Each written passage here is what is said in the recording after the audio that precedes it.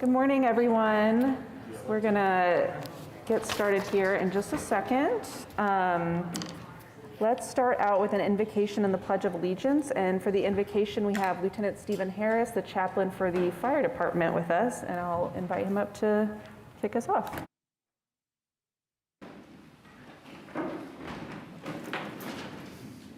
Let us pray. Lord, we know that this time of year is the best of times and the worst of times for people as we travel and spend time with friends and family. Lord, so we ask for your grace and your peace and your joy in our lives as we do these things and celebrate your birth on this holiday season. Lord, for the people here today that come to express opinions and ideas for our city and the people here to listen to them, we ask for wisdom and understanding as they share and make decisions that grow our city. Let us be a beacon of light in this nation that we can show what freedom truly is. In your name we pray, amen. Thank you. And then we have Amelia and Caroline from Girl Scout Troop 1772 to join us for the Pledge of Allegiance. I pledge allegiance to the flag of the United States of America and to the republic for which it stands, one nation, under God, indivisible, with liberty and justice for all. Thank you. And now we'll call the meeting to order, and we have no items under the office of the mayor or items from council, so we'll move to city manager reports. Thank you, Madam Vice Mayor. Today we have introduction of our capital improvement plan. This plan we adopt every 5 years, and wanted to bring that forward. Been working on this with staff. It's already gone to Planning Commission. Steve Akins with the Budget Office is going to give an introduction overview, and then we'll hear from two of our departments today with Public Works and Utilities on their capital improvements plans. Good morning, Vice Mayor, Council, City Manager. I'm Steve Akins from the Budget Office, and I'm here to present an overview of the 5-year capital plan. And if you can go to the next slide. The first thing that we want to reiterate that the 5-year plan is not a budget, but the purpose is to organize the long-term work for projects over $50,000, identify the priorities for our planning and financial resources, serve as a mechanism for decision-making, serve as a guide for the fiscal year budget, which we do fiscal year every year, and communicate this plan to the businesses and community. The projects are identified by the departments and evaluated internally, and then they take into consideration the City Council's strategic priorities, customer service issues, federal and state mandates, economic vitality, and improvements of neighborhoods. Then they're reviewed by trust, city management, and the Planning Commission. I wanted to let you know, of the $2.7 billion new bond issue, 42% of that, or $1.1 billion, is included in this 5-year plan. So it doesn't throw you off. Why doesn't it look higher? But only 1.1 over the next 5 years is anticipated to be spent. Okay, and so we've got the planning by function here. The total plan is $6.598 billion over the next 5 years. That's the largest that we've ever had. And utilities makes up the lion's share, or the largest piece of that at $2.7 billion, with culture and recreation, which includes the NBA arena, at $2 billion. And followed by public works, airports, and public safety.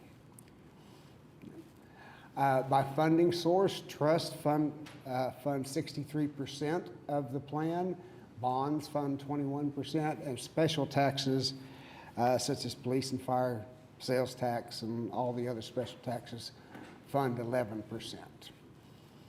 Next. And here you can see where the money's being spent. Utilities has $2.6 billion, followed by facilities, and facilities include the new NBA arena. And community enhancements, that includes $175 million for economic development and affordable housing, and so forth and so on. Down streets, $504 million, and airports, $488 million. So selected departments, here are some of the highlights. Fire police and fire have a combined training center going in, $40 million for fire and roughly $44 million for police. New fire stations, new fire storage facility, and then vehicles over the next 5 years are $32 million. Police has a new police and courts annex for $71 million. Vehicles and helicopters for $69 million. And then their Axon contract, which most of you know, that's all of their technology for their body cameras and things like that, at $24 million. Airports, they're putting in some hangars for $130 million. There's several hangar improvements and new hangars.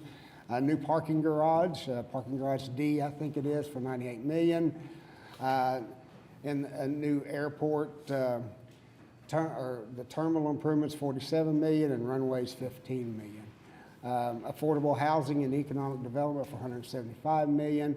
And I just put the USS OKC Memorial for $5 million. Public transportation, upgrades to the new embark facilities for $86 million, pedestrian improvements for $35 million, and bus replacements for $28 million. And we have 2 presentations today and 2 presentations on the 30th. Today we're going to have utilities and public works and parks and maps on the 30th.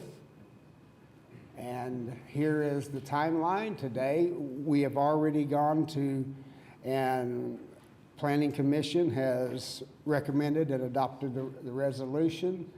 We're going to introduce it to you today. We're going to have some department presentations today, December 30th. We're going to have the other 2, and then we will set for adoption by City Council on the 13th of January.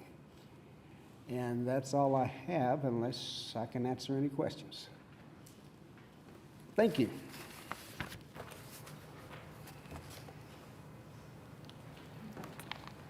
Okay, and So Jared McLaughlin will be presenting the utilities capital plan, and then Debbie Miller, our Public Works Director, will be presenting the Public Works portion of the plan. Sorry. Good morning. I appreciate this opportunity to give you an update on our 5-year plan. Our system here in Oklahoma City is fairly large, as you are, I'm sure, well aware.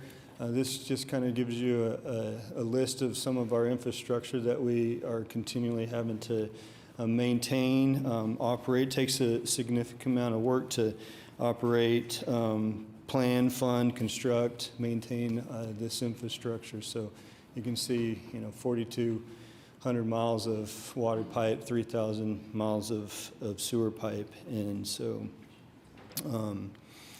our CIP projects can be broken down into these different categories. Projects that address resiliency and reliability. They include projects that address the aging infrastructure, and also projects that address redundancy in our system so that we can maintain service always. So resiliency and reliability is the first category.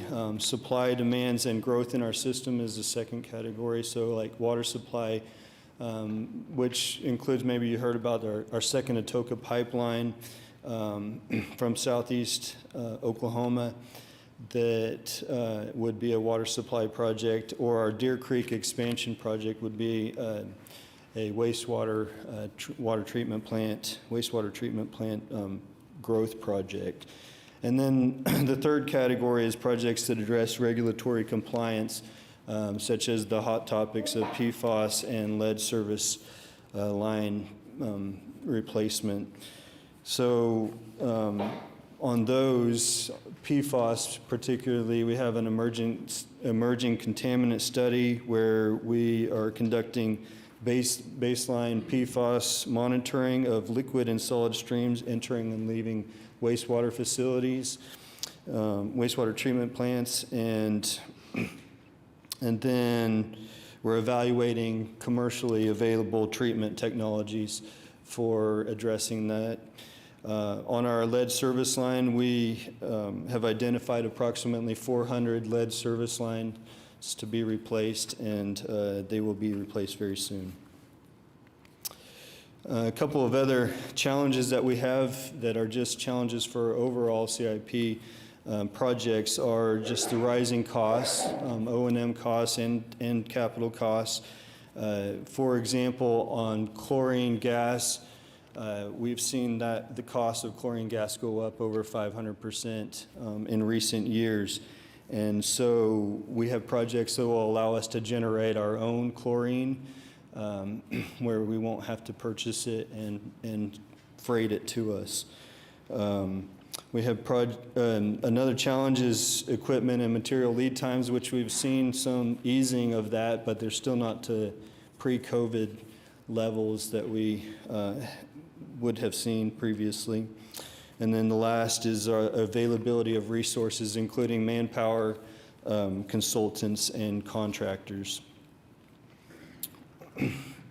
So this is a recap of our previous 5-year plan. It's awards and the projects are listed in here based off of the year that they were awarded. And so you can see a significant amount in water each year, and those specifically in the past 5 years, a lot of those are due to our second Atoka pipeline that we've been working on.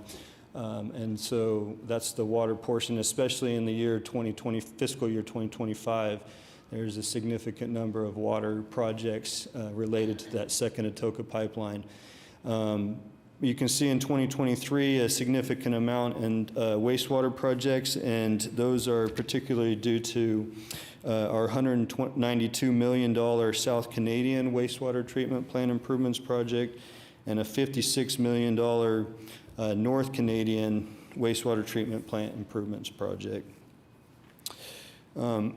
If we look specifically at the fiscal year 2025, this just shows how much we actually encumbered at $488 million. But originally we had planned to award $854 million worth of projects in the fiscal year. So it just shows how fluid it has to be. It can slide from one year to the next. So like was stated earlier, our 5-year capital improvement program for the fiscal years 2026 to 2030 is a $2.76 billion plan. And you can see kind of how these projects are laid out, particularly in fiscal year 2026. You can see that, for example, in the fiscal year 2025, I said it slid, and some of these projects might have slid just a month or two or a couple months and ended up from the fiscal year 2025 into the fiscal year 2026. And so that's why that number is a lot higher. But what I really want you to see from this slide is that 64% of these projects are water-related CIP projects, and 35% are sewer. If we dive into the water specifically, you can see how these projects are broken down into those categories that I listed earlier. The categories of resilient projects that address resiliency and reliability, such as a water line replacement project would be one that addresses resiliency and reliability in the system. Or 35% of these projects address water supply, which would be like that second Atoka pipeline, which, by the way, that second Atoka pipeline is a $1 billion project in and of itself over the previous 5 years and this next 5 years period. One more thing about this water CIP. Each year on the resiliency and reliability, each year has a component of water line replacement. For example, we budgeted or planned $20 million in the fiscal year 2026 for water line replacement projects. In 2027, we plan $30 million, and each subsequent year has a water line replacement part. So I do want to highlight a few water CIP projects, the first being that second Atoka pipeline.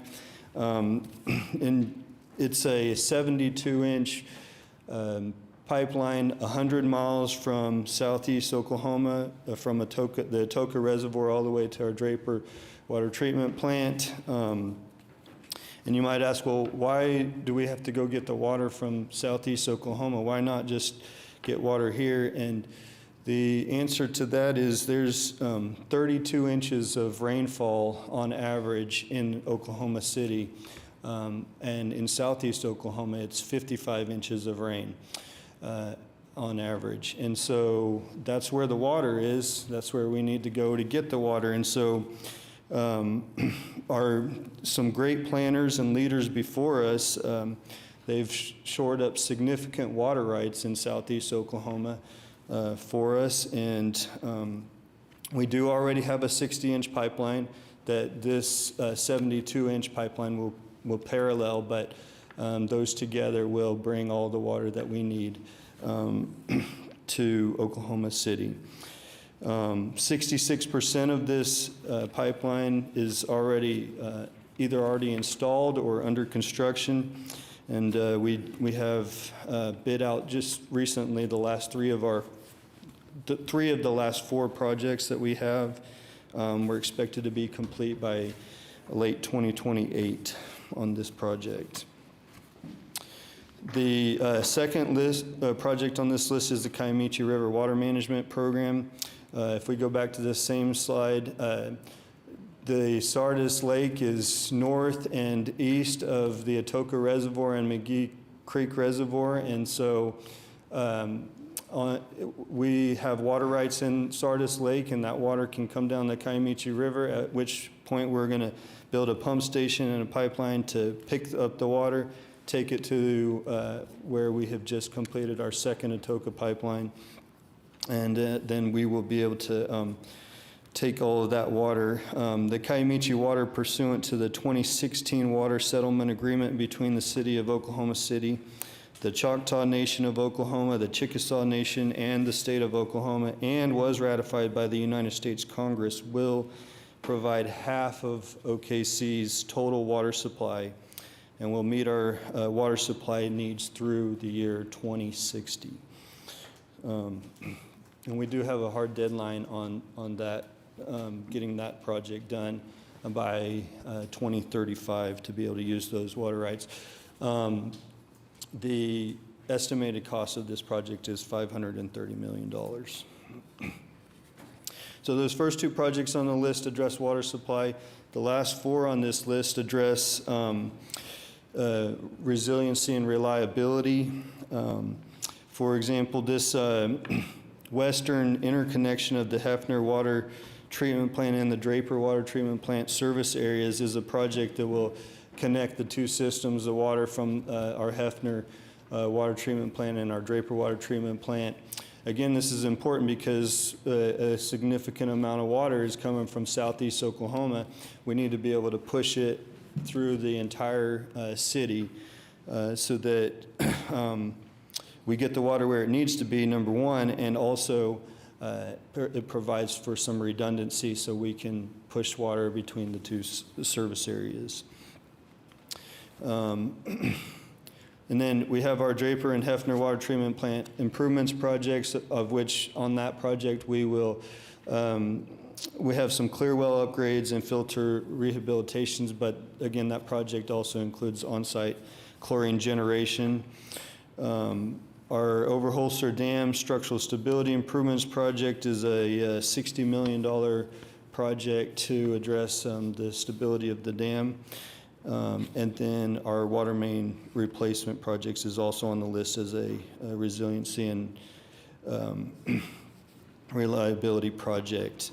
We pick areas for water main replacement based off of the age of the mains, the number of breaks in the area, and the consequence of failure in those areas. On the sewer side, 65% of the projects address resiliency and reliability, and 25% address growth in the system. One project that addresses the growth on the north side of Oklahoma City is the Deer Creek expansion project. The Deer Creek wastewater treatment plant currently will treat 15 million gallons of water per day, and this expansion project will increase it to 20 million gallons per day. That project is expected to be complete by is expected to be awarded by mid-2027 and is going to cost more than $200 million for that project.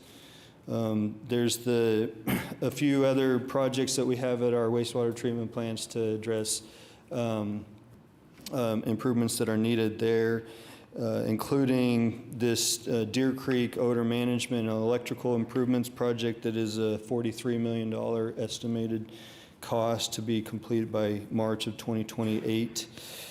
And then, like on the water side, we also have sewer line replacement projects where we have planned $15 million for sewer line replacements in each year of our capital improvements plan.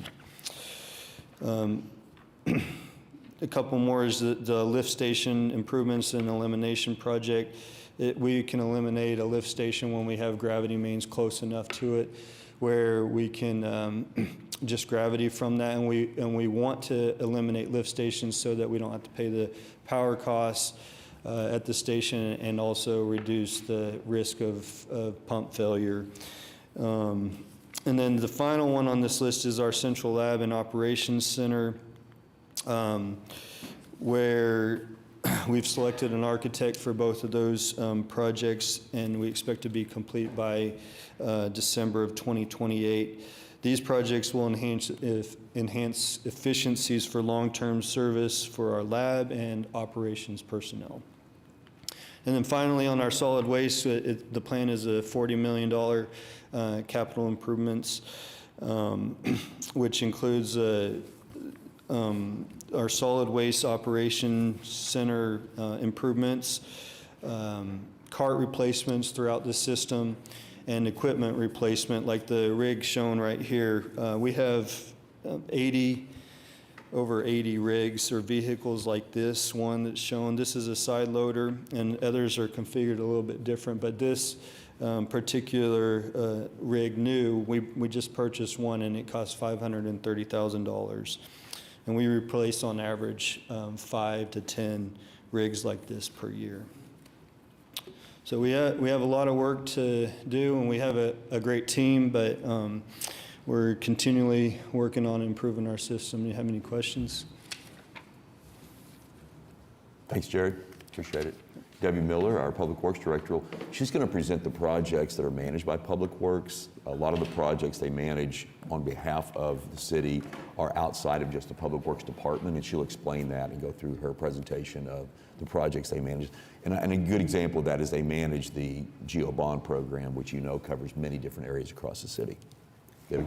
Thank you. Welcome. Thank you for having me, Mayor, Vice Mayor, and Council. Debbie Miller, Public Works Director, and I'm here to present the 5-year capital improvement plan for Public Works. I'd like to thank my staff, Shannon Cox, Mike Miller, who is here, and Billy Little, who assisted with putting this together. So this first slide shows the capital plan by fiscal year.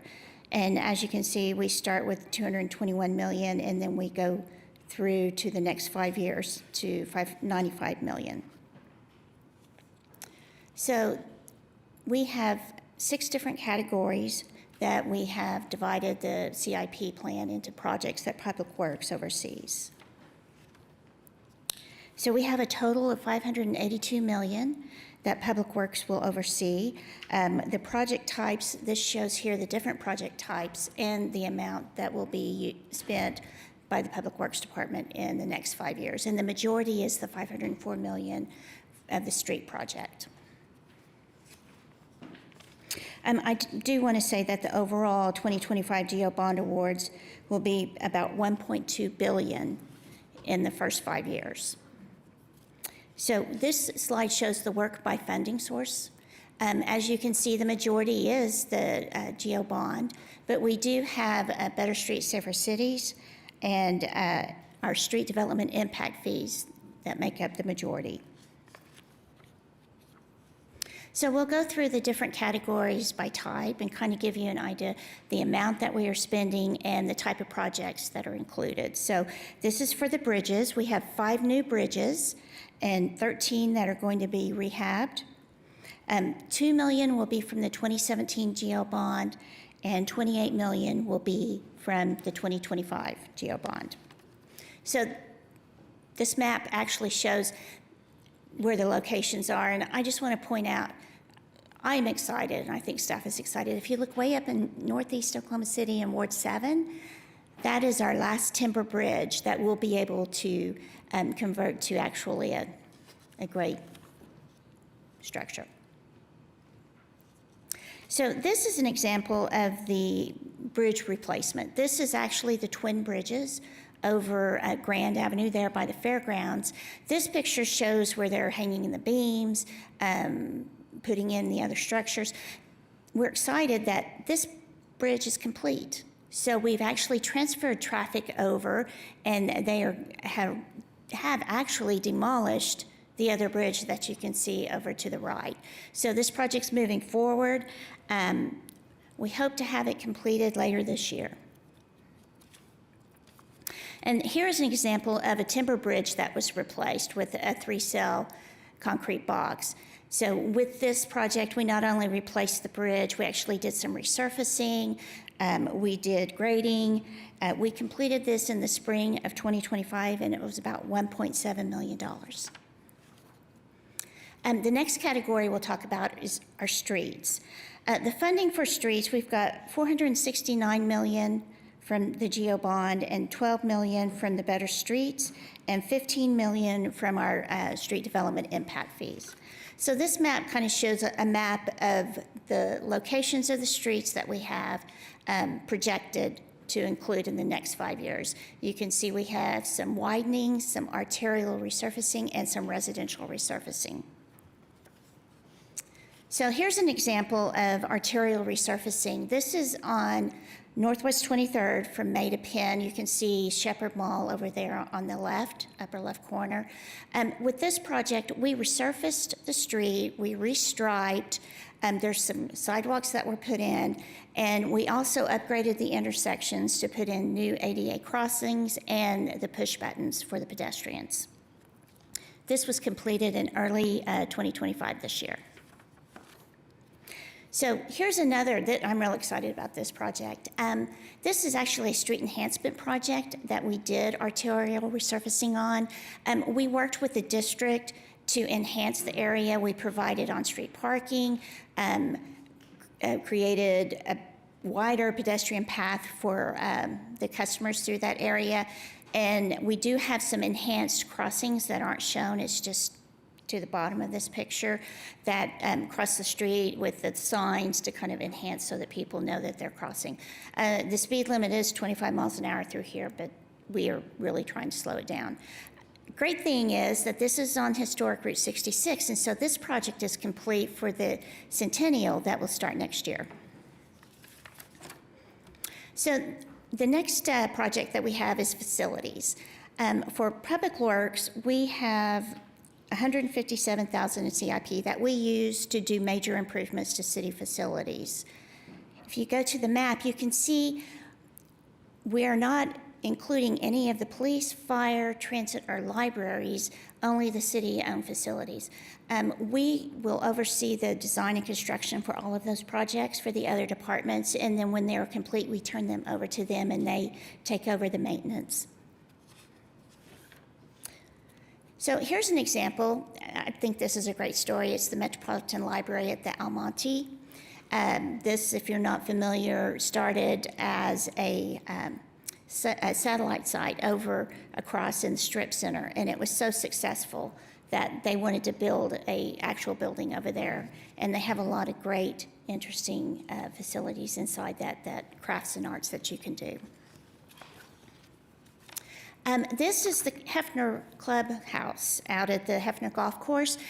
This picture, they're farther along than this. They're about 75%, and they expect to actually be open early next year. So this is underway. This is going to be a great enhancement for the golf course there. And here's another facility. This is for the USA Softball Hall of Fame.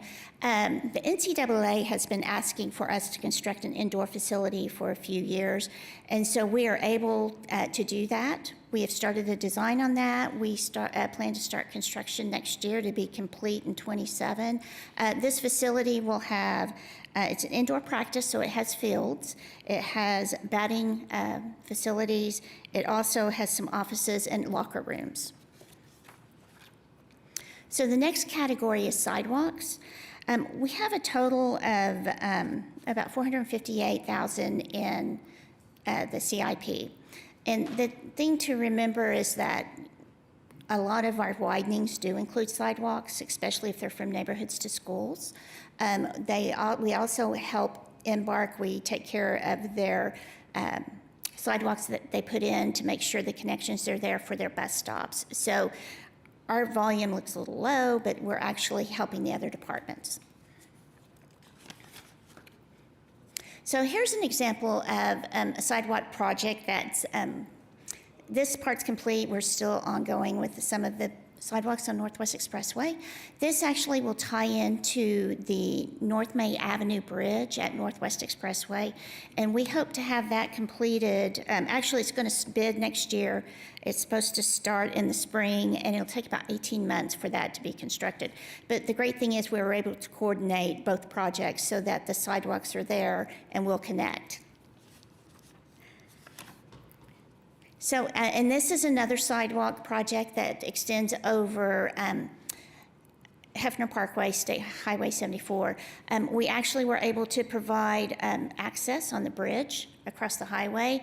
We constructed some barriers and we put up some fencing along the outside wall for protection. So this is actually, this part is complete. So if you drive by, you'd be able to see it. The next category is the traffic. These funding sources are GO Bond, the 2017 and the 2025. We have some impact fees available. We have 96 projects programmed in the next 5 years for this funds. So here you can see the locations of some of these projects. And here is a project that's recently been completed. We worked with the school to install safe access across Walker. So we got these installed this summer, and they were in operation before school started this fall. So I think this has been a great asset to the school system over there. The next category is the drainage. We have 76 projects that we're going to try to complete. And here's a map that kind of shows a few of those. And I'll show you a couple of examples. This is a project that we're very proud of. This is not our usual concrete, just get the water out. This is actually an underground detention facility. This project is downstream from the village. And so if we had to carry all this water through the village over to a creek, it just would have destroyed that neighborhood. So we were able to do this underground detention facility, and this is what it looks like now. So it's available. We have been having discussions with the neighborhood about possible uses for them. So it's a great success story as far as sustainability and providing areas for the neighborhood. That is all I have. I'd be happy to answer any questions. It's not a question. Would you mind going back to that bridge that you all did, the timber one that you? Oh, the one on 178th and Triple X Road? There you go. It's so impressive. It's not even my ward. I just really want to take time and just affirm you and everyone who did this work. This is so wonderful, and especially, that it's not in the urban core, and it just speaks to the investments that we're making all across the city. So I just wanted to take the time and just affirm you all on this work. I want to go out there and see this. This is so wonderful. So. I want one of these on 164th Street. I'm working on it. And of course, thank you for Northwest Expressway sidewalks and the Britain District streetscape. And I saw on the news on the south side, Representative Mickey Dollins talking about some sidewalk improvements by a school over there. So again, just seeing this work all across the city is just really wonderful. And I hope your workers get a little bit of rest during the holidays. Thank you. Thanks, Debbie. So we will be coming back at the next meeting on the 30th with a presentation on parks and maps. So we won't present every single department, but they'll come back and provide presentations on those, and then schedule for adoption on the 13th of January. So that'll come back to the council then. And I think that's all that we have. Claims and payroll is also on here. It can be found at okc.gov, and that's all that I have. Great, thank you. Moving on, we'll have item 6 is Journal of Council Proceedings, and we can take a motion on both those items. We have a motion and a second. Cast your vote. And that passes unanimously. Item 7 is request for uncontested continuances. City Manager. So we do have item 11G that is listed on the agenda to be deferred to 12/30 of '25. And then starting on page 10, item 11Q1, dilapidated structures. All the items that I list in these different categories will be stricken from the agenda. This is item D, 2500 Southwestern Avenue to rework for a new owner. Continuing on page 10, unsecured structures, item 11R1, beginning with item E, 2500 Southwestern Avenue to rework for a new owner. Item G, 2801 Southwest 5th Street to re-notify. And then item H, 1424 Southwest 12th Street, the owner has secured. Continuing on page 10 with abandoned buildings, all of these items are stricken for the same reasons they were previously with unsecured structures. D is 2500 Southwestern Avenue, E, 2801 Southwest 5th Street, and F, 1424 Southwest 12th Street. And that's all the items that I have. Thank you. We have nothing under item 8, revocable permits and events, so we will recess the council meeting and convene as the Oklahoma City Municipal Facilities Authority, where we can take all items with one motion.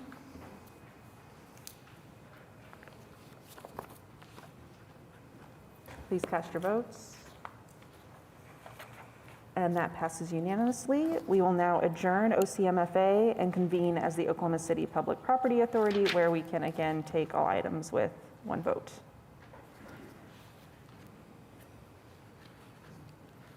Please cast your votes. And that passes unanimously. Now we will adjourn OCPPA and reconvene as the council meeting. I understand we have presentations on items AC, AD, AI, and AJ. Do we have any items from council members that they would like to pull for separate vote or discussion?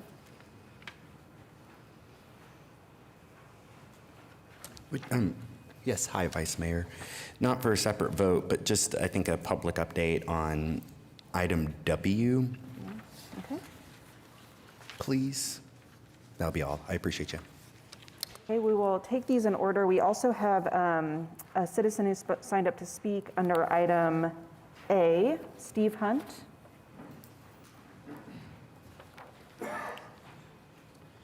Hello, Steve Hunt, 2825 Northwest 57th, Ward James. Before I get into my prepared statement on this janitorial supply contract, I just started looking at the agenda and noticed a couple firms that are involved in these contracts, one of which is Bain Capital, who purchased Classem Curve and Nichols Hills Plaza recently.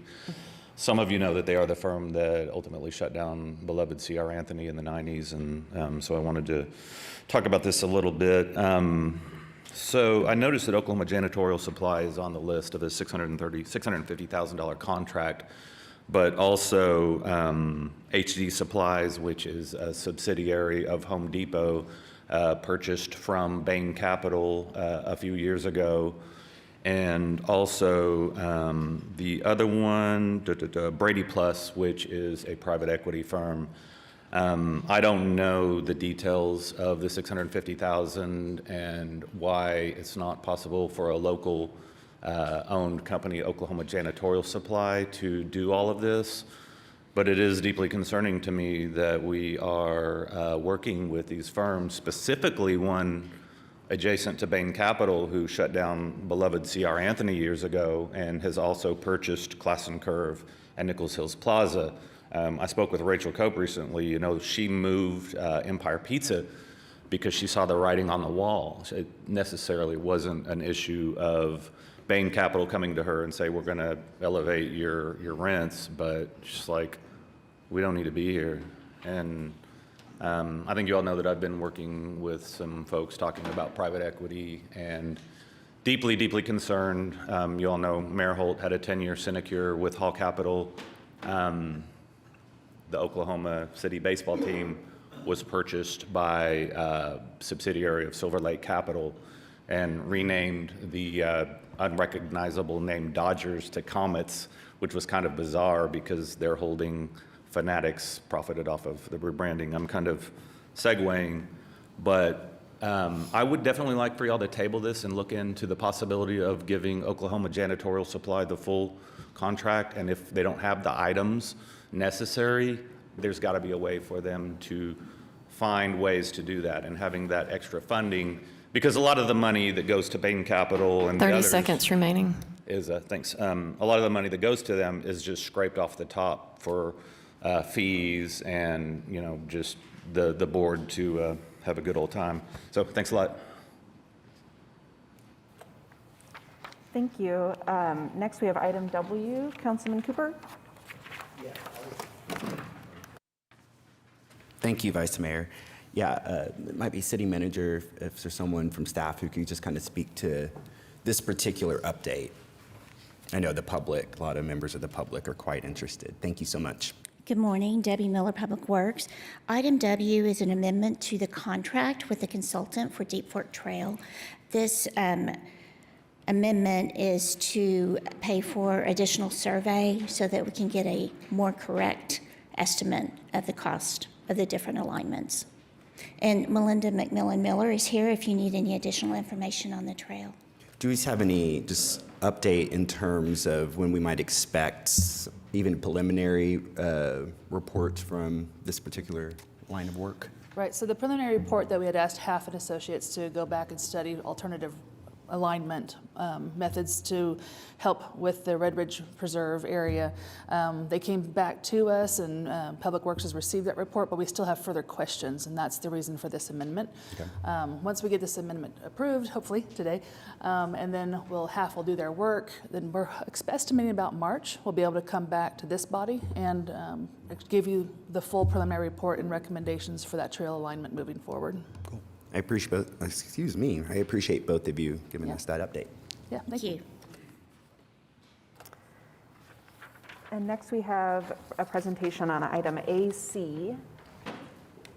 Yes, Chris York, our budget director, and assistant finance director, will give us a summary of this budget amendment that's proposed. We had AD listed for presentation. I don't know if you want to just also go into that one and give just a quick update, but it's basically just our formal introduction of the CIP.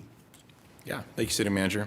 All right, so this item today is step one of our two-step process to amend the budget. This is our first one for fiscal year 2026. This one is a little bit different. I do have one call out for you. You'll notice in the background as well as in the fund summary documents themselves, we have the original budget in the leftmost column. And what's different about this amendment is you may recall last year we amended the financial policies to allow us to administratively move purchase order rollover, which is the POs from prior year that didn't close out. We move those forward. We used to do that through an amendment. Now we do that administratively. And so we still want to have complete transparency for you. So we have included that in the original budget column to include what you adopted for FY26 plus that administrative rollover. So that's your starting point for this amendment. Just going through the amendment in general, we have a few funds being updated that include the Capital Improvement Projects Fund for $1.7 million. This is really a realignment of, so no is no new dollars. These are funds that were already in the project that just need budget authority to complete those projects for this fiscal year. And so it's just truing up those. Again, no additional cash there, but an increase of $1.7 million in the fund budget authority. We also have an increase for our fire sales tax in the amount of $1 million. This is to fund a new wellness project for our public safety first responders. And it'll include some additional heart screenings, some integrated physical therapy, mental health services, and performance training for those individuals. The idea of being able to get those folks back to the job quicker, helping them avoid long-term injuries. That increases for $1 million, and that will be paid out of fund balance. Still a substantial fund balance in the fund, remaining at over 41% after this amendment. We also have an increase to the Oklahoma City Improvement and Special Services Assessments Districts Fund, mouthful there, of $355,000, and this is to establish the second generation of the Adventure District bid. I will say that there is another item out there that is extending Generation 1, so this is a preparatory step with the amendment. There's still the expectation that Gen 2 will need to come online before the end of the fiscal year. So we're just getting that in place, even though we are extending the contract through the remainder of the fiscal year with that companion item. Finally, we have an increase in the Special Purpose Fund of $1.2 million. This is simply a pass-through transaction. It is funds being managed by the Oklahoma Development Trust, the Oklahoma City Economic Development Trust, being received from the Oklahoma Development Finance Authority that will be related to new infrastructure at the HAF.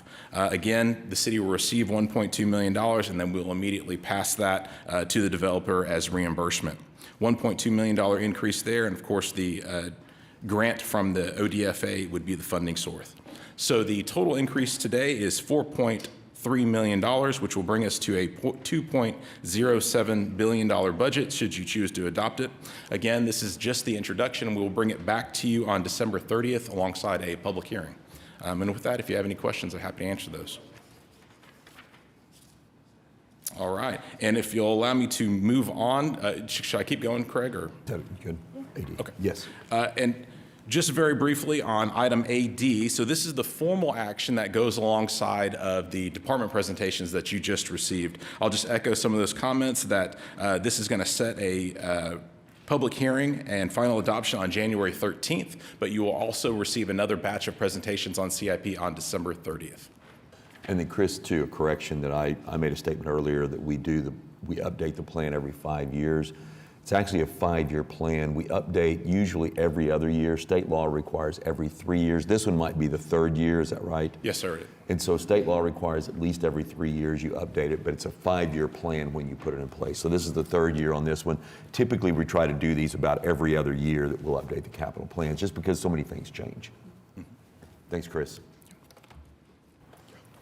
Thank you. And then I believe we have a presentation on item AI and AJ from David Todd. Yes. David Todd, our MAPS director, will give us a quick presentation on these two projects that we have upcoming from MAPS 4. Good morning, David Todd, MAPS Program Manager. Today we have a presentation on part of our mental health aspect of MAPS 4, and this is for the Restoration Center. And Dan Hayes from AHMM is here to take you through this preliminary report.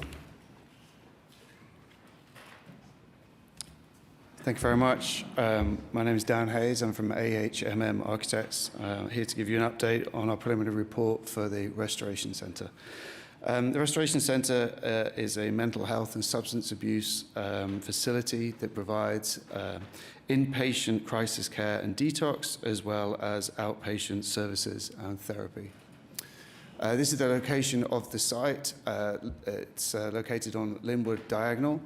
To the east is Western Avenue, and north is 6th Street. The building that you can see north of 6th Street there has actually been demolished. That was the old laundry.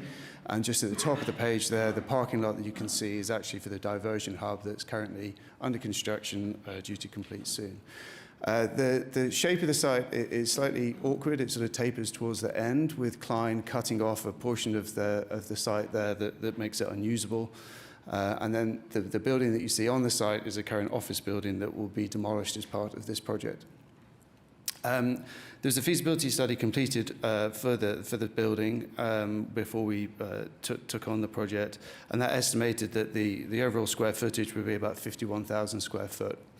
So we took that area and we did some initial site tests, site fits, to make sure that the site was suitable and could fit the building, as well as the parking, and also thinking about the supportive housing, which will come later down the line on the site. And as you can see there, number 2 was selected, which bookends each end of the site with supportive housing and a restoration centre, and then with parking located in the middle.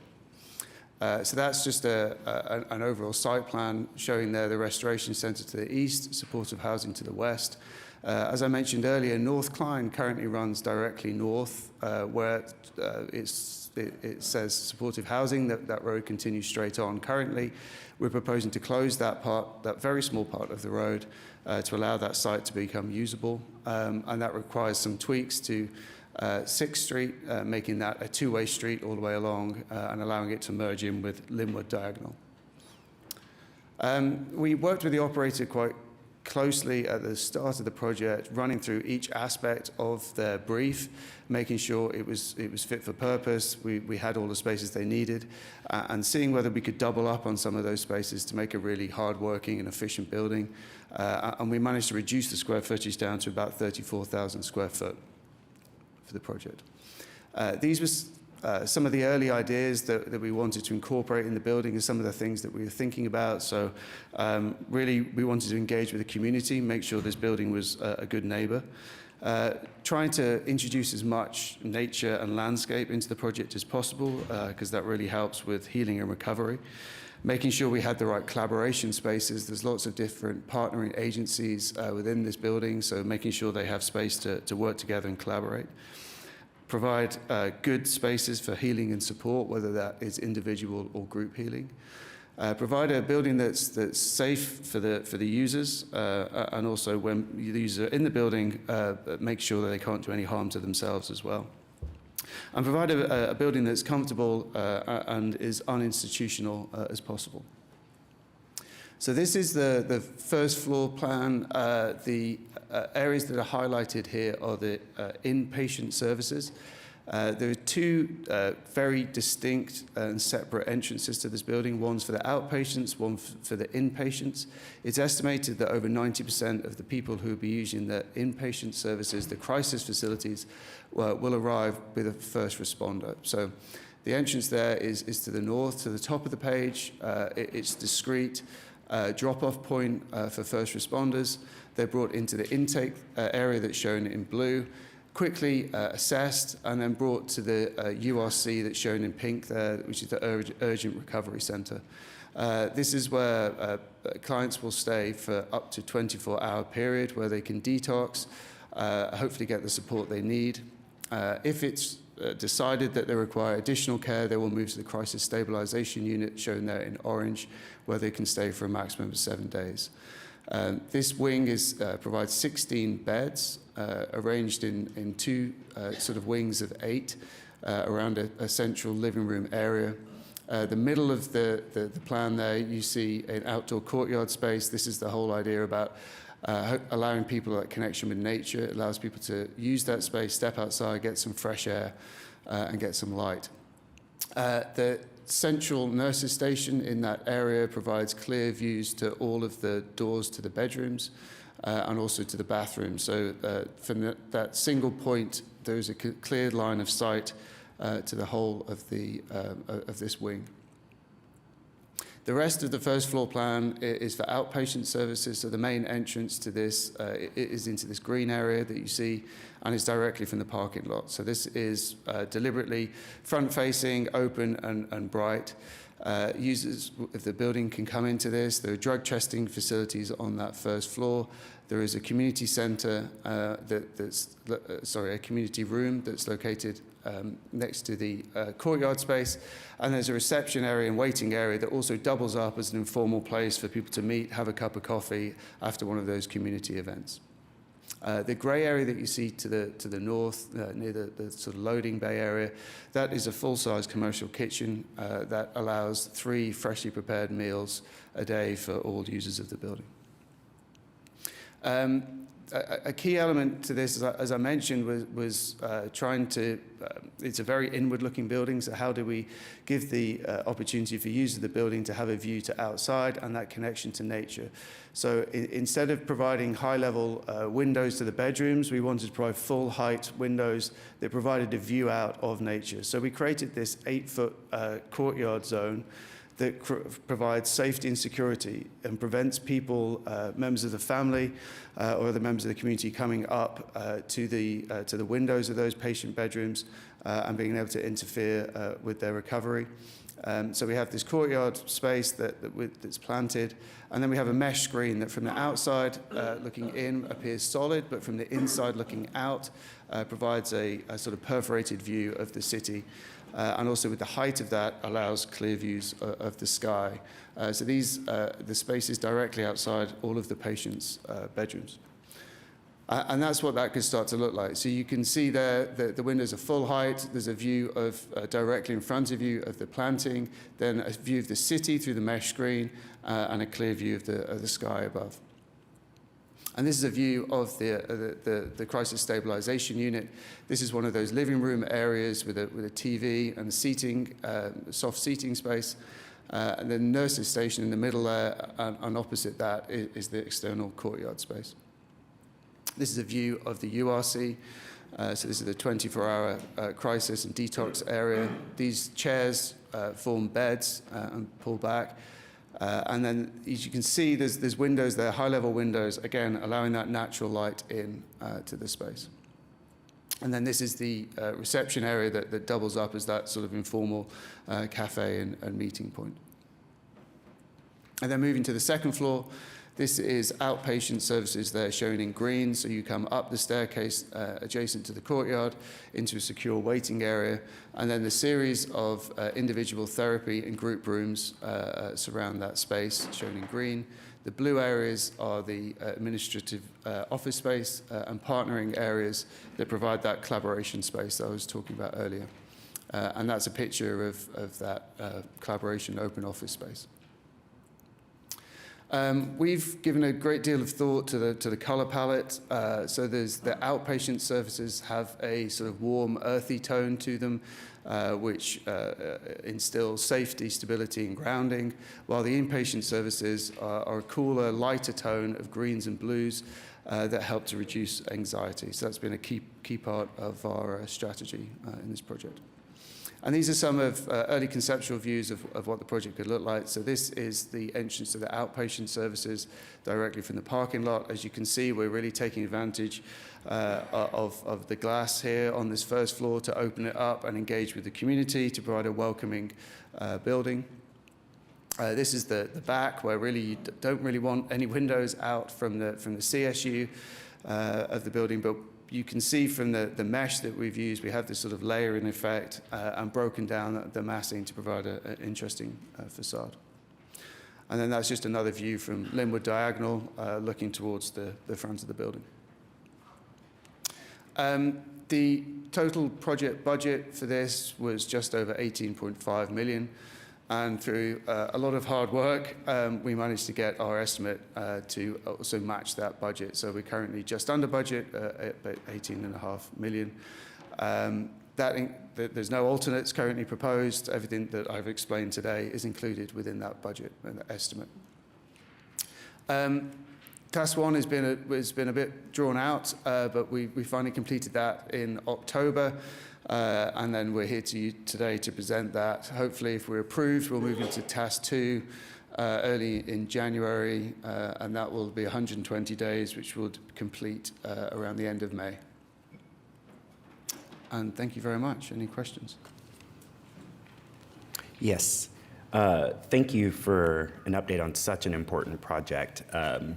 Just for my own edification, I remember when, and I pulled it up just to jog my memory, but when we created this project in MAPS 4, I had recalled under mental health that it included $7.8 million for transitional housing, and then this project, I saw supportive housing. Can you help me understand the difference between transitional housing and supportive housing? And is this the site for that transitional housing? I'm just trying, I just don't understand. Well, so that's currently being discussed, and we're I won't say struggling, but we're challenged to find operator and how they want to operate and how they can make it work.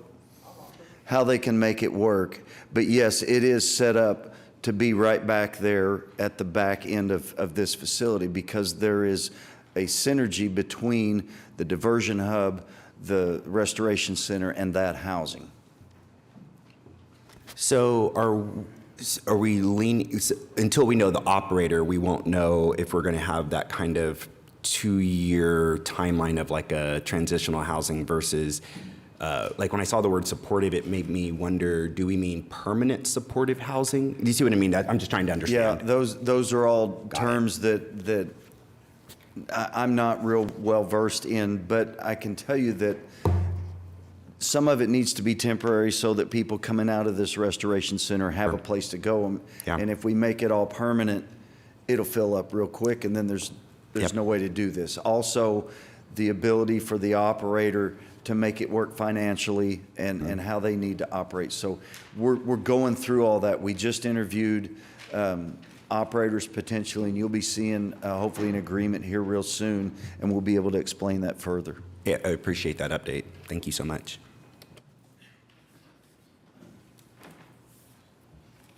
Okay, thank you. And then we have our second presentation. Yes, David Todd will introduce this presentation as well.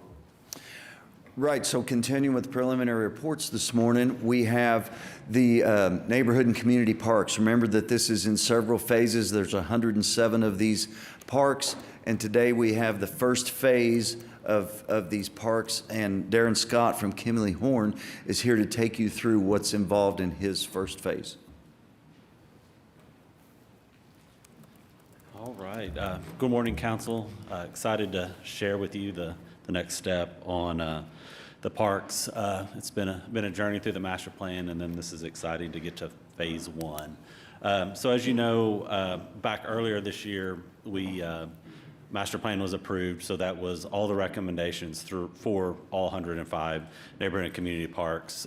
Consisted of a lot of neighborhood outreach, so a lot of the recommendations were based on what we heard through that, and then also close coordination with the MAPS department, and I mean everyone on the council provided some input as well. So these improvements shown on phase one are based on what was done in the master plan. So phase one budget is $20.5 million, a little over. It's broken down into 3 sub-phases, or essentially bid packages that will go out separately for bid. 1A being about $6.5 million, 1B 8.8 million, and that one's a little bit larger because of the bond money that we were able to put into that. And then 1C is Washington Park with 5.1 million. So as I mentioned, the bond funding that was brought up with parks early in the master planning process, so we were able to get those additional funds in there to make these improvements go a little further. So those are shown there on the right as far as the parks that are getting those improvements. And then Washington Park had specific funds in the MAPS resolution that would be allocated to it. So that's the 4.1 million you see there for Washington. So here's the breakdown of all the parks per bid package. 1B is larger, and that's primarily because of those bond funds and some parks that needed to be included to get those spent before the deadline. So that's why that one's a little bit bigger. So 1A, what we tried to do when we looked at these, we looked at parks that had the most need in a geographic area. So when 1A came about, these are the parks that scored the lowest in the master plan that were geographically located. So that was kind of a two-part thing there, and really wanted to make them close enough that we could get good bids and not have contractors going from one end of the city to the other. So $6.5 million was the master plan budget. We're showing right at that for our total cost. We've also included some alternates as well, so if bids come in a little lower, we can spend up to that budget with those alternates, and those are identified in the master plan as well. 1B, this package is a little more spread out, and because of the bond funds, Mecklenburg to the north was included, so that's part of the reason why it's kind of up there by itself. Melrose and Taylor are some others that had bond funds, but generally focused a little more on the kind of the core of Oklahoma City area. So the master plan budget was 8.8 million, and we're a little bit under that for the base bid, and then the alternates take us above that for being able to add those. And then 1C is Washington Park, so it's a standalone project by itself with a budget of 5.1 million for this. The master plan shown here, this is what was included in the overall master plan for Washington Park. We wanted to go ahead and plan this out completely, so when we looked at it, we knew that it was going to be over the budget that was in MAPS, but we wanted to make sure we were capturing everything that we heard. Lots of influence from South of 8th study, lots of public input as well went into this. So this is the overall master plan that was included. Large splash pad, playgrounds, sports court areas, looking at how we could upgrade the football field that they're existing there now into something a little more multi-purpose. So lots going on, really complements Paige Woodson across the street as well. Earlier in November, we held a stakeholder meeting with the group surrounding the park, and this was a joint meeting with the Innovation District Phase 2, which we're currently working on as well, and that project includes 4th Street. So 4th Street, Washington Park, all of that goes together as one. So we asked some questions as to what would be the priority of that previous master plan that we showed, and what area should we focus on. What we found is West Side was the priority. So what that included was a large playground, splash pad, the sports courts, the plaza entry to really provide that connection from Paige Woodson across 4th Street. And then really when we look at Innovation Phase 2 and 4th Street streetscape, all of that starts working together. So that was the direction, and we'll continue to have those stakeholder meetings and get more feedback on specifically what this looks like as the design progresses into the final plans. As far as schedule, we are here for preliminary report approval.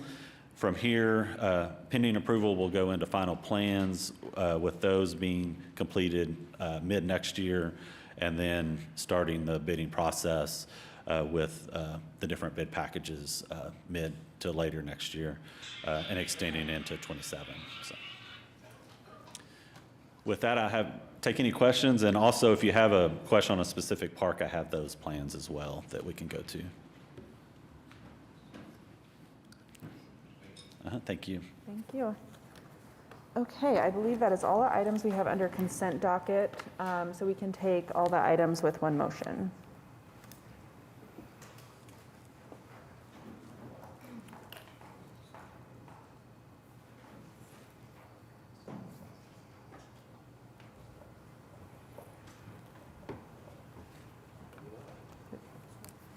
It's thinking.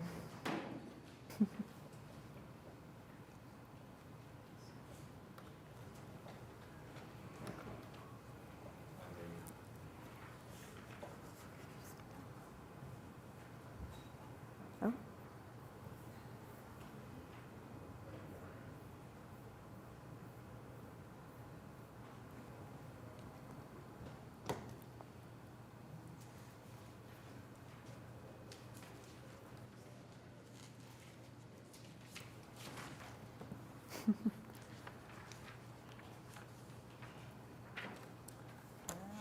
Do we need to do okay, we need to do a voice vote for this one. Do we have a motion?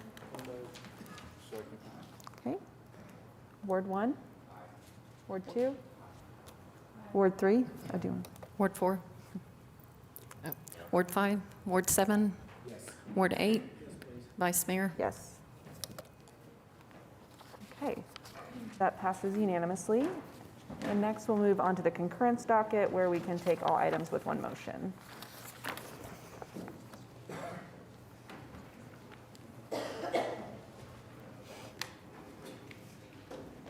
I move. We have a motion. Do we have a second? Second? Okay. Ward 1? Aye. Ward 2? Ward 3? Ward 4? Ward 5? Ward 7? Ward 8? Vice Mayor? Yes. And that passes unanimously. Next, we have item 11, items for individual consideration. The first item is item A, an ordinance on final hearing rezoning 10901 North Morgan Road in Ward 1. Councilman Carter. I've spoken with the applicant and the representatives, and we are requesting a deferral for 2 more weeks.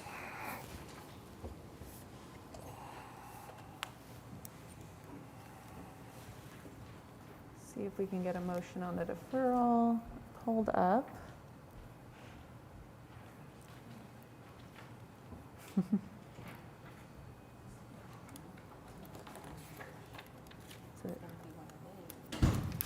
Okay, sounds like we need to do a voice vote. It sounds like we have a motion. Do we have a second?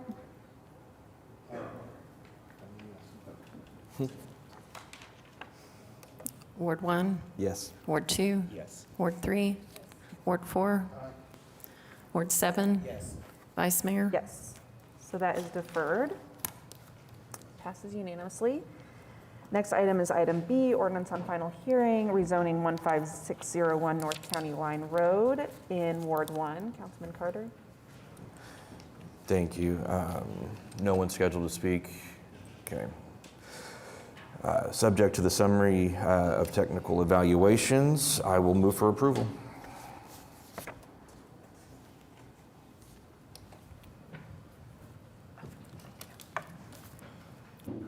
See if we can get that pulled up. No, oh, you're good.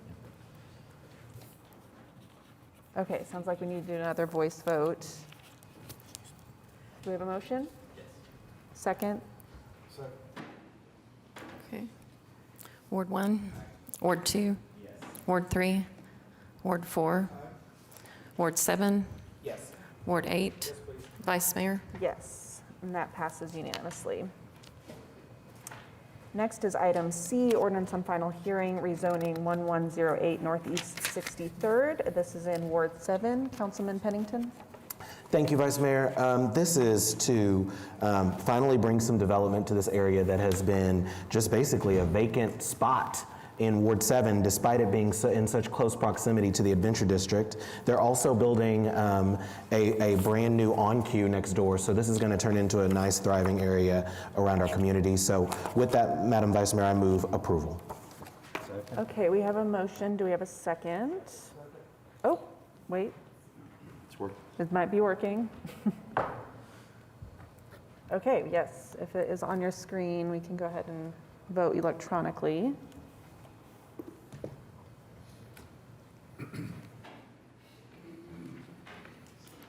And that passes unanimously. Item D is an ordinance on final hearing rezoning 11900 Northwest 10th Street in Ward 3. Councilwoman Avers.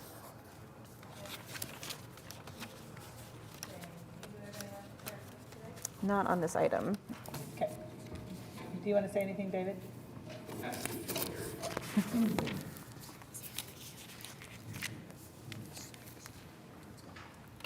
All right. So this has been coordinated along the Northwest 10th Street, which is our northern boundary, neighboring with Yukon city limits.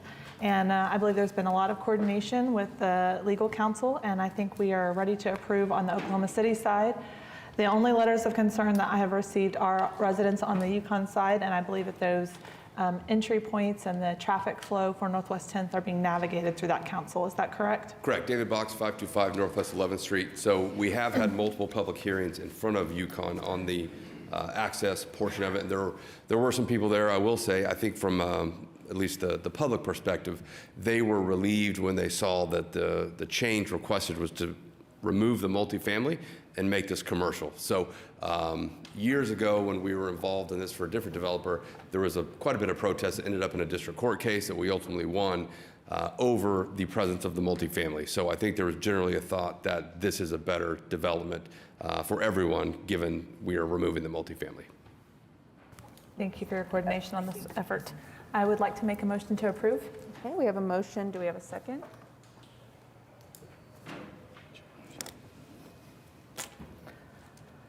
Please cast your votes.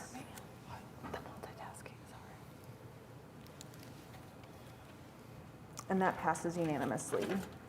Item E is an ordinance on final hearing rezoning 13725 Southwest 15th Street. This is also in Ward 3. Councilwoman, we do have someone signed up to speak on this item however you'd like to arrange that.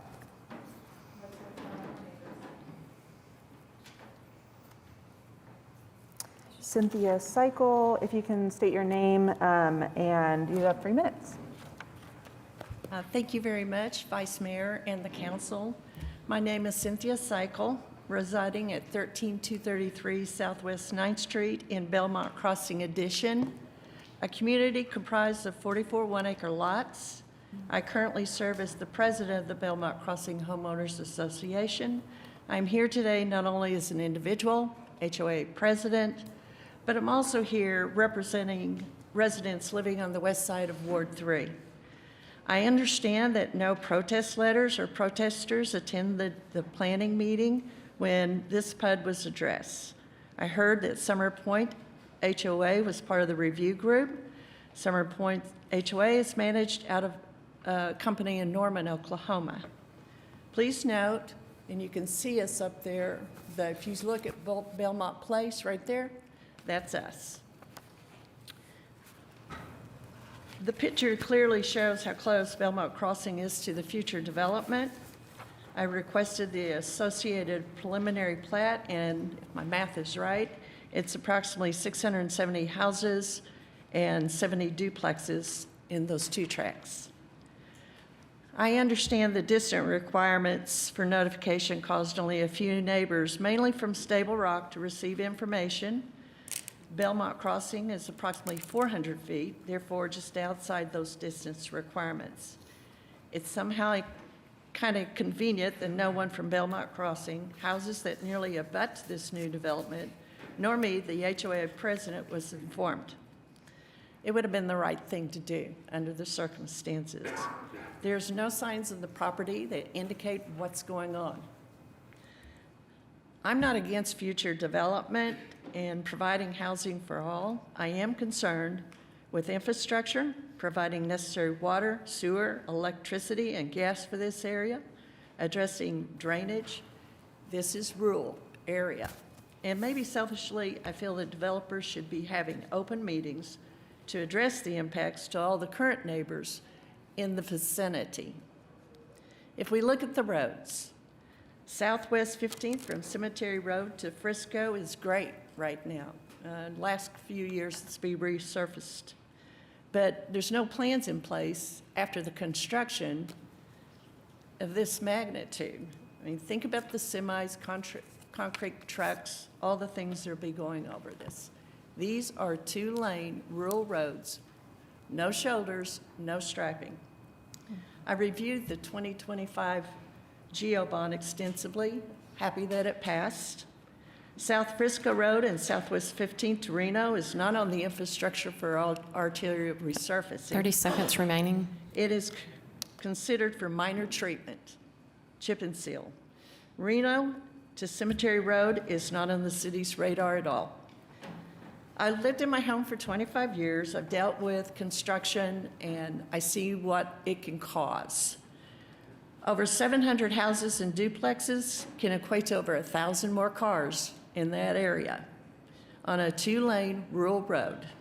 I respectfully request that this council defer this action and, if possible, require the developer to hold a large community meeting with all the surrounding neighborhoods to address the concerns and to give us reassurance that all the things with the infrastructure and the grid have been addressed, not only for us, but for you.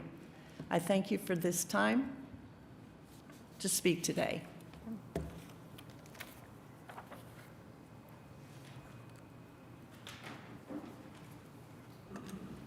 Thank you. So I've received several emails and phone calls over the last few days, couple of weeks, and I've coordinated with legal counsel on this, and we are going to request a deferral so we can make sure that we meet the intent of communicating with our neighbors and coordinating strategically. So I would make a motion to defer. To which Would you date? like to speak, David?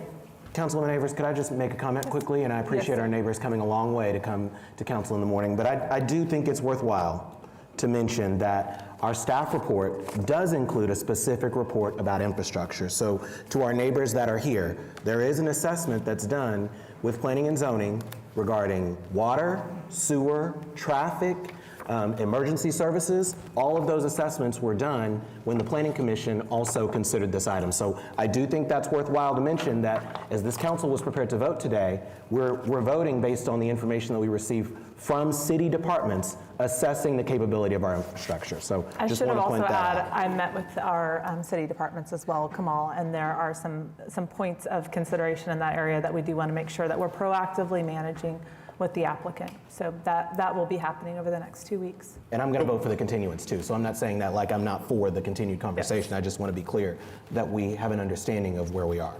Real briefly, David Box, 525 Northwest 11th Street, and we did coordinate. We're fine with deferral to the January 13th meeting. And I do want to know, because this happens a lot, but one, we don't send notice. And all the developer can be required to do is follow what the law is. And the law says that we have to send notice pursuant to state statutes, which we did through ownership lists that we got from a title company. We don't get to dictate who gets notice. City council, through ordinances conforming with state law, is what dictates notice. It wasn't that we didn't want to meet with anyone. It's just simply the law says what it says. So if we aren't aware of protests, and I wasn't aware until I heard from the councilperson, and right this moment, there's nothing we can do to go meet with people that we don't know exist. So we're happy to do that. We'll defer to January 13th and see where we can get. Thank you. So a motion to defer? Yes. Do we have a second? A second. Please cast your vote. Oh, let's get it on the. Thank you.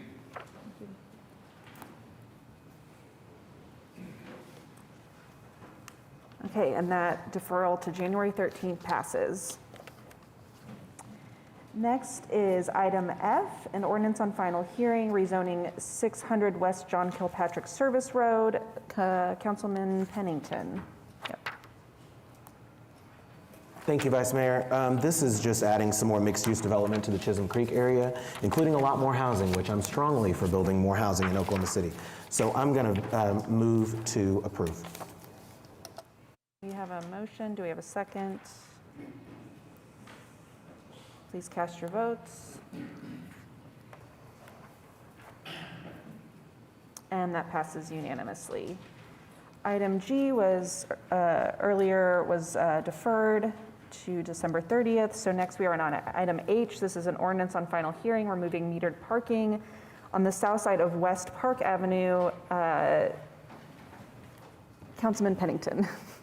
Thanks. I am going to speak, I guess, on behalf of the Vice Mayor and say, speak in support of this. So I'm going to just move approval. Yes, and I will make mention until item P, these are all items in my ward, and I've asked Councilman Pennington to go ahead and motion on them. Do we have, please cast your votes.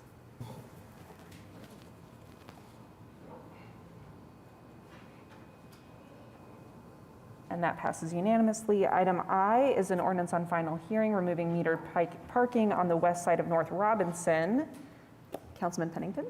Thank you. We're removing that metered parking on the south side of West Park Avenue, and I would move approval. Do we have a second? Please cast your votes. And that passes unanimously. Item J is an ordinance on final hearing establishing 2-hour time limited parking on the west side of North Hudson from 9th to 10th Street. Councilman Pennington. Thank you, Madam Vice Mayor. I would also move approval on this item. We have a motion. Do we have a second? Please cast your votes.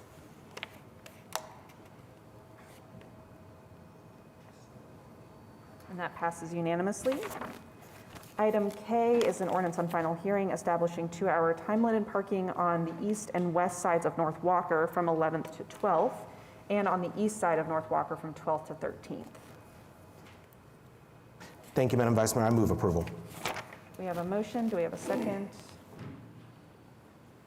Please cast your votes.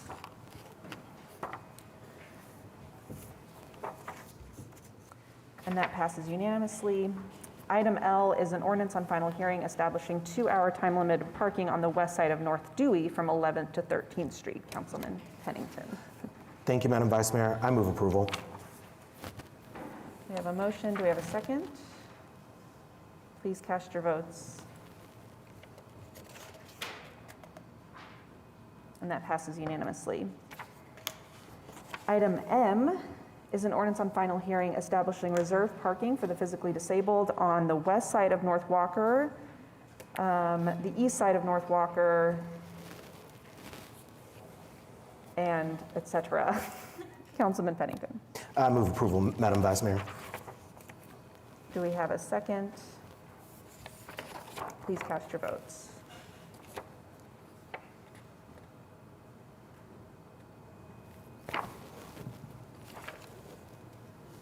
That passes unanimously. Item N is an ordinance on final hearing replacing the no parking Monday through Friday, 6 a.m. to 6 p.m. restriction on the east side of Dewey from Northwest 12th Street to the alley midway between 11th and 12th with a no parking anytime restriction. Councilman Pennington. I move approval, Madam Vice Mayor. Do we have a second? Please cast your votes.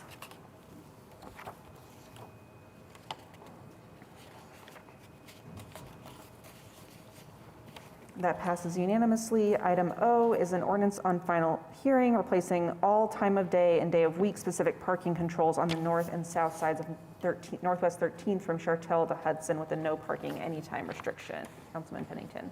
I move approval, Madam Vice Mayor. Do we have a second? Please cast your votes. And that passes unanimously. Item P is an ordinance on final hearing establishing reserved parking for the physically disabled on the west side of North Dewey and on the from 11th to 12th and on the west side of North Dewey near the curb line on Northwest 11th. Councilman Pennington. I move approval, Madam Vice Mayor. Do we have a second? Please cast your votes. And that passes unanimously. Thank you, Councilman. Item Q is a public hearing regarding dilapidated structures that are listed. City Clerk, do we have anyone signed up to speak? No, we don't. Okay, so we can move on to item 2, resolution declaring those structures are dilapidated. Do we have a motion? And a second, please? Please cast your votes. That passes unanimously. Item R is a public hearing regarding unsecured structured listed. Do we have anyone signed up to speak? No, we don't. So we can move on to the item 2, resolution declaring structures are unsecured. Do we have a motion? And a second. Please cast your votes.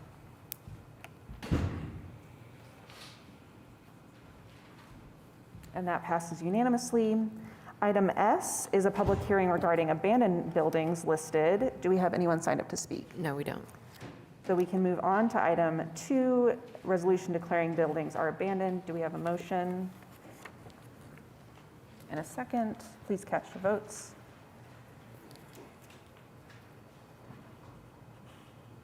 And that passes unanimously. Item T is a resolution approving minor amendment number 1 to the Riverfront Redevelopment Project Plan. City Manager, I believe we have a presentation. Oh, Joanna. Joanna McSpadden, our Economic Development Manager, will give us an update on this project. Hello, Joanna McSpadden, Finance Department. So this is a minor amendment. We amended this project plan back in 2022, and we tried to get the budget aligned with some of the other TIFs where we pull the administrative line item budget out, and we just set a maximum of 5% of revenue received. We neglected to add the language below the line item budget that allows us to do that 5% max. So we're simply adding that in. I want to assure you, we have been authorized to spend or collect administrative fees. It's authorized by law. They would just have to be applied to those line item budgets, and we have typically reported our administrative fees separately, which I think is a little more transparent. So happy to answer questions if you have any. Any questions? Seeing none, we can vote on item T. Do we have a motion? Second, please cast your votes.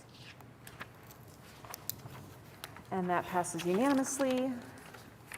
Item U is a resolution approving activation at Increment District B for the Western Gateway Project Plan. Joanna? Good morning. So this is a resolution setting a future date to activate TIF B. This is the second TIF district in the Wheeler District Project Plan. It's on the east side of Walker. And the ordinance that established that TIF district required us to establish a date for activation by January of 26. So this accomplishes that. We're setting the date for January 1, 2027, which falls within the 10-year statutory requirement. And that's what this will do. And so at that time, we'll number it with the next sequential number. We'll assign it a number. And this one's east of Western, right? I said Walker. Yes, Western. Yeah. Thank you for correcting me. Do we have any questions, comments? We can take a motion on item U.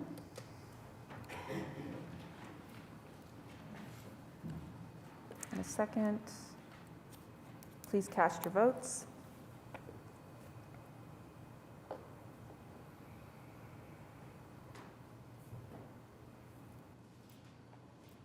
And that passes unanimously.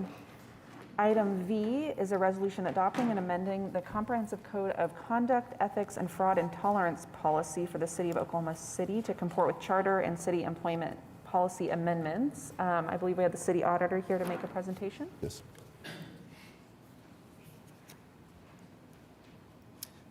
Good morning, Madam Vice Mayor and Council. The item before you is the city's revised Comprehensive Code of Conduct and Ethics Policy. This policy was originally approved by the City Council in 2006 to promote an ethical culture and provide examples of the kinds of ethical situations that can arise in the workplace. The policy also establishes the ethics hotline, which is administered in the city auditor's office. And that hotline provides a means for employees to report suspected fraud anonymously. The policy also establishes an ethics committee, which is comprised of members of or representatives from the city manager's office, the human resources department, the municipal counselor's office, and my office. That committee accepts questions and concerns from staff and departments and provides guidance based on the collective opinion of those representatives on ethical concerns. This policy was last amended in 2018. So the city's employment policies were updated in 2024, which included the Code of Conduct.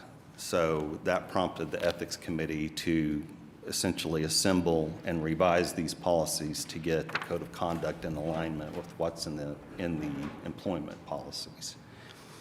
The more significant changes in the policies include clarifying allowable secondary employment for employees and political activities for employees, and that's based on changes to the city charter that were approved by the residents in 2019.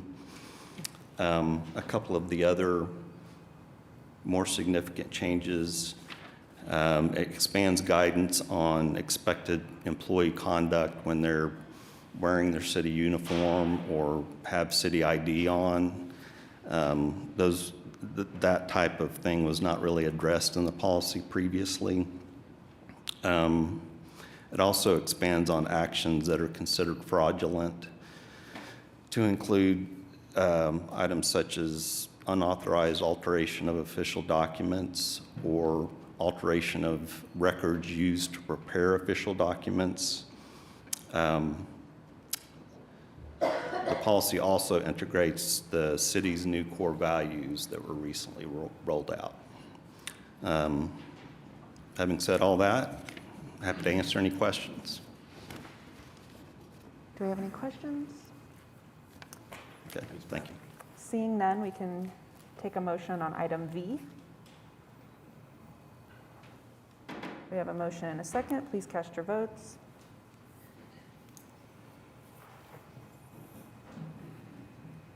And that passes unanimously. That moves us to item W, a resolution authorizing the municipal councilor to confess judgment without admitting liability in the case of Ashton v. City of Oklahoma City. I do not believe the council has requested executive session on this item, so we can take a motion on item 1 if the council desires.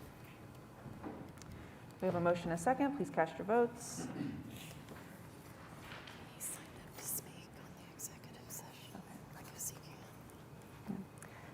Okay, that passes unanimously. Item X is an item to enter into executive session to discuss collective bargaining negotiations for fiscal year 25-26 with the Fraternal Order of Police, International Association of Firefighters, and the American Federation of State, County, and Municipal Employees. We have a citizen who's signed up to speak on this item, Michael Washington. Thank you, ma'am. You have 3 Madam minutes. Vice Chair, thank you so greatly much. I just want to pick on only one of these groups today. And it just so happened, again, Michael Washington, 100 Park Place, Midwest City, DDD. I want to pick on one of these agencies here.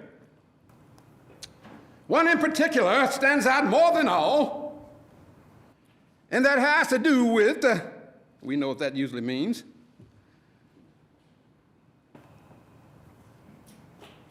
the Fraternal Order of Police Lodge 123. Certainly not friends of mine. I don't hate any human being. No matter race, creed, or color, I think I've demonstrated that profusely many times that I've spoken in your faces or beyond. But that just happened to be one problem here with this one group who think they can use their outside influence to tell the city of Oklahoma City what they're going to do with their police department. I don't care that you're a list of former and current police officers, but what I do care about is that you use your influence and you have the ability through your union to handcuff anything I might do as a citizen and board and city to put your officers on strike. It has been demonstrated many a times where these people have used their undue influence. There are so many and I can't name one at the moment, and that's not my intent today. However, let me state with my little time that I have, y'all know me, I'm really just getting wind up about this time here. I really need about 30 minutes. It'll never be a boring moment, I guarantee you that much. Now then, having said that, let me read just a little bit about what they say about this Fraternal Order of Police. Once again, I hate none. And as a matter of fact, listen at the sound of my voice. If one of them were even in danger or hurt, harm, and need to get to the hospital, I'd be the first one to do it. But I'm not going to overlook injustice when I see it. Believe that one for me. Now, let me say firmly, the Fraternal Order of Police, Lodge 123, is Oklahoma City chapter of the world's largest organization of sworn law enforcement officers, representing members of the Oklahoma City Police Department and providing them with legal, legislative, and family support, including assistance. 30 seconds remaining. And, oh, come on now, is that fast? Now, come on, don't just do it because I've been talking to these folks. But I guess I'll let that go. Come on now, it couldn't have been that long. Now, come on. Anyhow, it says that they are sworn officers that's representing certain individuals, not the whole place, not the whole Oklahoma City Police Force, but certain individuals. It says here, once again, lastly, that quickly, it is organization it represents the world's largest organization of sworn law enforcement officers representing members of the Oklahoma City Police Department. Members, that's not everybody. Members, that means select few.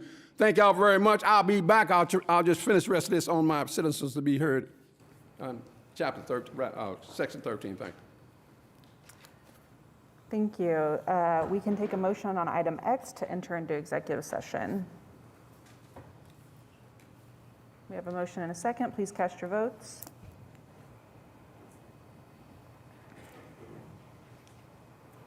That passes unanimously, and we will enter into executive session at the end of the meeting.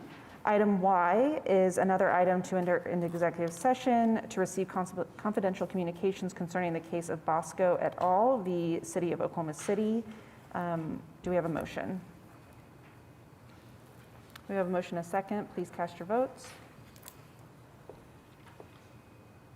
That passes unanimously. Item Z is an item to enter into executive session regarding case Sharina Perry v. City of Oklahoma City. Do we have a motion?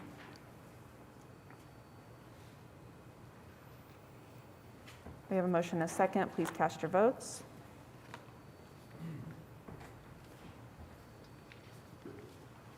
That passes unanimously. Item Z is an item to enter into executive session regarding litigation in the case of Sharina Perry v. City of Oklahoma City. Oh, sorry, pardon, double A. Concerning the case Tammy Gallo et al. V. City of Oklahoma City.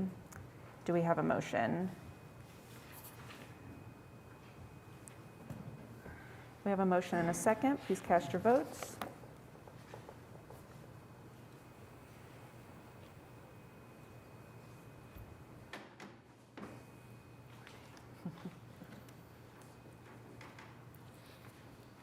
And that passes unanimously. We will hold all those executive session items to the end of the meeting. Item AB is a claim recommended for denial. Do we have a motion? We have a motion and a second. Please cast your votes. That passes unanimously. Item AC is a claim recommended for approval. Do we have a motion? We have a motion and a second. Please cast your votes.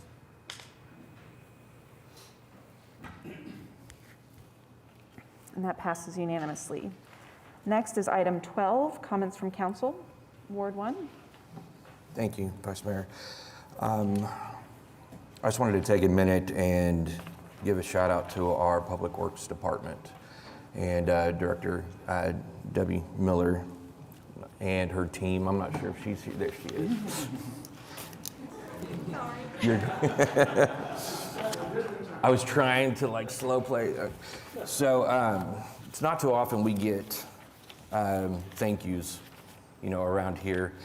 And I have received a couple handwritten letters and thank yous from a couple young ladies who are at our Deer Creek Elementary School up off of about 150th. I think you and I share that one, Mark. But they finished their new school and were able to get into it in August, and we had no sidewalks to lead from the neighborhood, into the school. And when Ms. Miller found out about it, her and her team jumped on board and were able to get a sidewalk completed in time for the kids to safely get into school. And I just wanted to recognize these young ladies, Ms. Kylie and Ms. Paisley, for sending us these cards and thanking us, and Ms. Miller and your team for jumping on for jumping on that and taking care of it. So also, in light of some of the information we received yesterday from Deer Creek and the three young ladies that lost their lives in the car accident, just that we will be praying for their family and their community as they traverse this difficult time. And that's it for me. Thank you. Bradley, the other thing I'd say that Debbie's working on really hard right now in Deer Creek is to try to clear up some of the congestion getting in and out of one of the schools in particular. And she's come up with a great plan, and she's got OG&E to assist. And I want to thank OG&E. And so thank you, Debbie. Thank you. Ward 2? Yes, thank you, Vice Mayor. In the spirit of gratitude and the season for it, I'd like to express my gratitude to the folk on the Legislative Committee, Councilor Stonecipher, Mayor Holt, for your advocacy at the federal level when it comes to mental health funding. I really appreciate that. It's heavy on my mind right now because of what we're hearing in the news, the Bondi Beach shooting. Brown University shooting. When I've cited from this horseshoe previously, there are professors, Metro State University professor James Dinsley, who's criminal justice there, Jillian Peterson, criminology at Hamlin University. And if you look at Politico, we still don't know the exact reason for either of the shootings, but we know from research from these two professors going back to the 60s that, quote, there's a really consistent pathway. Early childhood trauma seems to be the foundation, whether violence in the home, sexual assault, parental suicides, extreme bullying. And then you see this build toward hopelessness, despair, isolation, self-loathing, oftentimes rejection from peers. And that turns into a really identifiable crisis point where they're acting differently, and sometimes they even have previous suicide attempts. But what's different from traditional suicide is that this self-hate turns against the group. They start asking themselves, quote, whose fault is this? Is it a racial group or women or a religious group, or is it my classmates? And that hate turns outward. And so this is also a quest then for fame and notoriety. And I just mentioned that right now because that mental health intervention is really key. It is really key. And so I just really want to express my gratitude again to the folks serving on this body who are serving on that legislative committee. Relatedly, to the voters of Oklahoma City, who we heard earlier, MAPS 4 is funding not just the Restoration Center, right, but the housing that will go along with that, transitional, so we stabilize folk. And there's the mental health crisis beds from MAPS 4, also the youth centers from MAPS 4. So it's a time for gratitude, even in a season that sometimes sees despair. And for my students at OCU, who when I asked them in the English Comp 1 class, what should our theme be in Comp 2? They said, dystopia. And I will meet them on that. We will read Fahrenheit 451, for instance. We'll go through that. We'll study it. Stephen King's The Stand. But that is so scary to hear and sad to hear students say that dystopia is the theme they want to explore, which is where I would conclude here. There's Brown University students who suffered through a previous mass shooting who went through this one as well, as if they're in a bad horror movie sequel.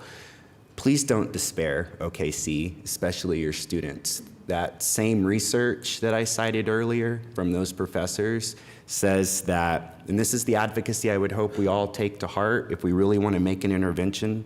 When it comes to mental health, if we were to get at the federal level $35 billion to pay for mental health counselors in all this nation's schools to be doing exactly the sort of intervention work I have just described, the work that we're setting in motion in Oklahoma City. You paid them $70,000 a year, those 500 mental health counselors. $35 billion is a lot to a teacher, but when you look at the federal government and what we spend money on, I would suggest we prioritize our children and their families and their safety. We cannot keep telling people, just be careful not to go to the synagogue. What? Right? Or not to go to school? That's wild to me. So again, I just want to express gratitude, even if it's something very difficult and uncomfortable. So gratitude to my colleagues, gratitude to the voters, and that's what I would say. Thank you. Thank you. Ward 3. Okay. Ward 4. Thank you, Vice Mayor. I realize today isn't Christmas or tomorrow isn't Christmas, but thankfully it is our last council meeting before Christmas.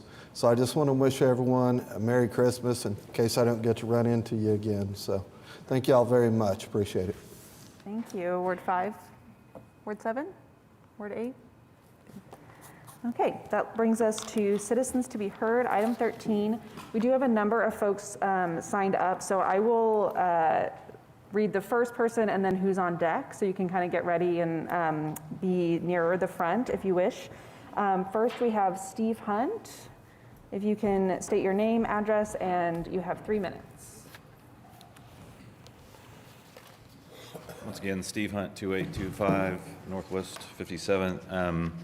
couple days before mayoral filing, my Facebook account was deactivated.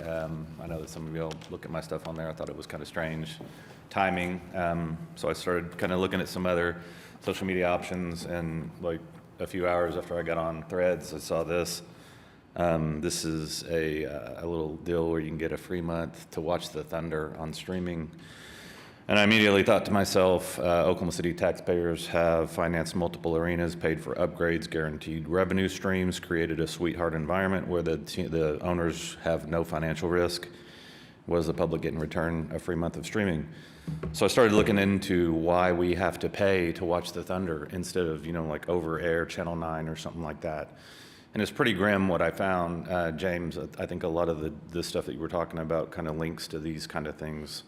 Oklahoma has a long history of exploitation by banks. You go all the way back to the Dust Bowl when predatory loans were given out to farmers, and then they over-farmed the lands, and then they came in and took the properties from them. And it happened again in the 80s. A woman by the name of Meg Sipperly came down from New York. She sat up here from Chase Manhattan Bank and helped engineer the Penn Bank crisis. So as I started looking into why people can't watch the Thunder over regular TV, years ago, and I came up here in 2009 to talk about the importance of giving to a local group. It was instead given to Fox. Clay Bennett and friends got a sweetheart deal to give it to Fox to do the regional broadcasting. 2019, when Fox was sold to Disney, they had to get rid of it because they own ESPN. So a subsidiary that was created out of thin air underneath Sinclair, I think some of y'all know who Sinclair is, not really my favorite people. So they created this kind of shell company, got an $8 billion loan to purchase the regional sports broadcasts. And as a typical private equity play where they get this money and basically they extract the control, and then they let the bankruptcy sort it out later. Well, the way it was sorted out later was that they went bankrupt. Bally Sports went bankrupt underneath, and then they were parceled out to 12 different creditors, rebranded as 30 seconds. FanDuel under Main Street Sports, which is the same thing as Diamond Sports Holdings. And so I work at a senior living facility, and one of the nurses out of her pocket pays $100 to get Fubo television premium, and they weren't allowed to watch it this weekend because Amazon had those rights. Amazon gave $115 million to Diamond Sports Holding after the bankruptcy. So this is like mind-blowing stuff, and everything's connected.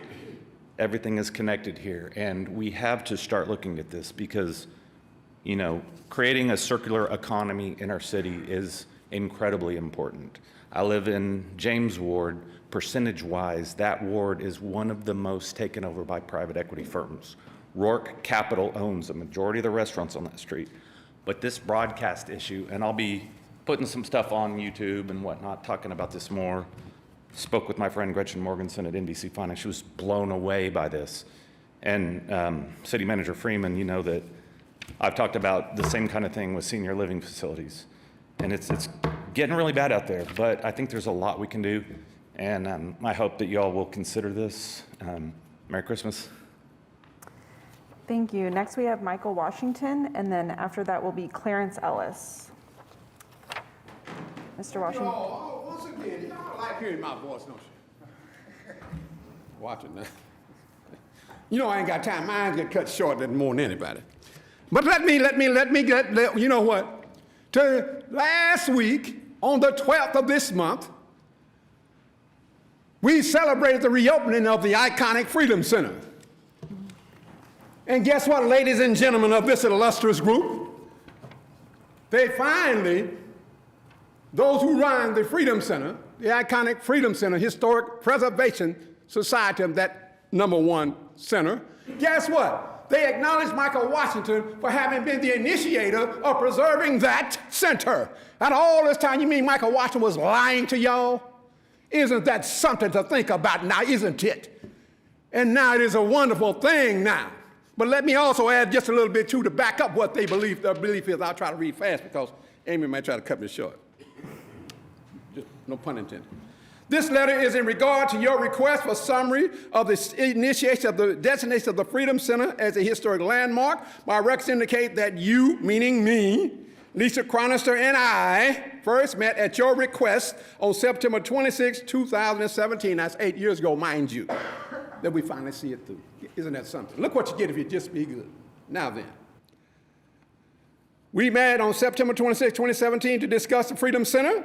At the November 1st, 2017 meeting of the Oklahoma City Historic Preservation Commission, you spoke under the Citizens to be Heard in order to make commission aware of the Freedom Center and its historic significance and its current condition.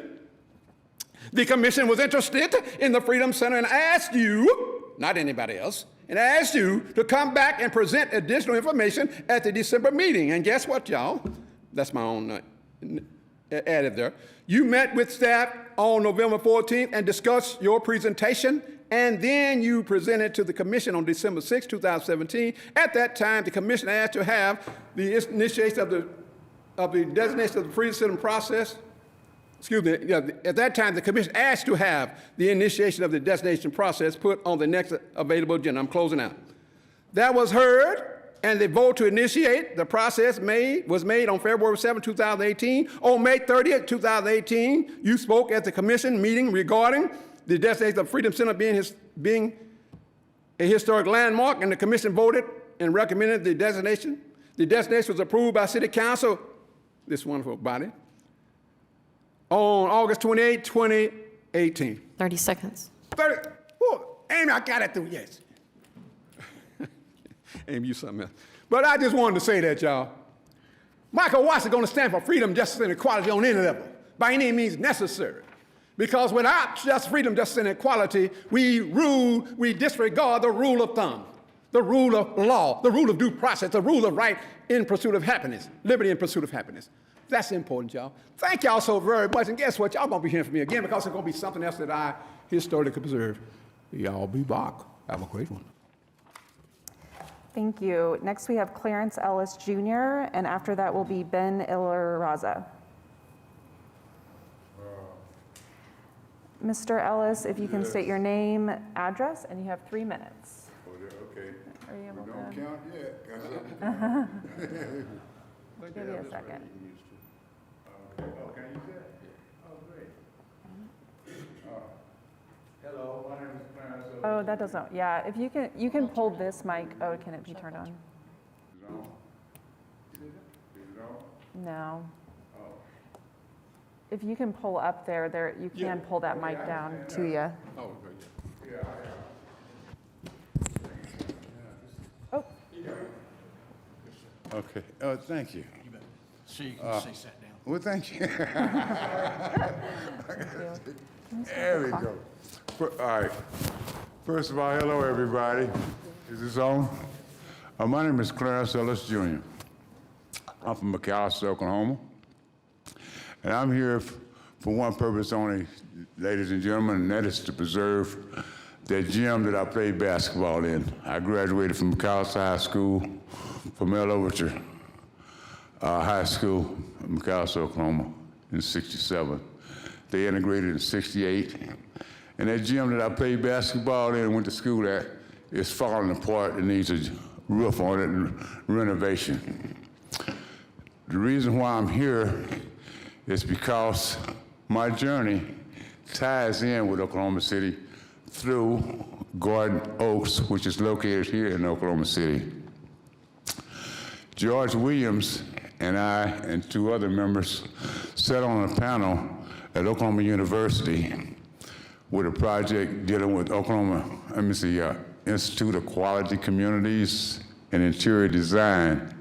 Those are classes that are presented to preserve historical sites. The gym that I played basketball in is on the Historical National Park Service register. But because of the condition of the school, the city of McAlester sold it to 2 individuals, Herbie Keith and P.M. Moore. P.M. Moore passed away, my hats off to him and his family. But his wife, Veronica Moore, is waiting for me to get feedback from the Oklahoma Historical Society, who is currently working with me to preserve the historical sites that I've identified in my research. The thing about my problem is I have Garden Oaks, Emmanuel Church, which is eligible for historical preservation. I've already begun the paperwork on Reverend Watts' church, who was a NAACP president. He represented my family on a drive-by. When I was a kid, my family was shot. There was 8 of us that got shot with a sawed-off shotgun. And the NAACP represented us, and the guys that did it was 4 of them. They beat the case because we couldn't afford to hire an attorney after he was bound over to district court. Well, long story short, I ended up going to the Marine Corps. I did 2 years, 1 year in Vietnam, got an honorable discharge, and I came back and I ended up being an alcoholic addict. I went to prison. I did about 4.5 years altogether. I got out in 2015. 30 seconds remaining. How much time? 30 seconds. Uh-oh. I don't know how I'm gonna do this. Okay, here's what I'm gonna do because of the time limit. I emailed the city council a video clip and an email of the 4-people panel at Oklahoma University. On that email, it has a link that will show and describe what my goal is as far as the preservation of these historical sites that I've identified. Okay, and besides that, I'm going to meet with the Post 157 today to discuss my Ellis barbecue. I mean, the reason why I left this project is because I had a food truck. Now I'm in compliance with everything to make my food truck legal. I'm going to offer you guys free Indian tacos and barbecue, okay, once I meet with the Post 157, okay, to promote this preservation of the school and gym. And I want to show you all this right quick. Here's a photo. These pictures are from the Oklahoma University students that did the research for my school. And these people here are from McAlester, Oklahoma, and I'm going to go to the city council meeting the 23rd of this month. Okay, so if you guys would take a look at the email and link describing the preservation and what we're trying to do on abandoned school projects, I appreciate it. Thank you very much. Thank you so much, Mr. Ellis. We'll take a look. Is it okay? Yeah. All right. Okay, next we have Ben Ilaraza, followed by Jimmy Durant.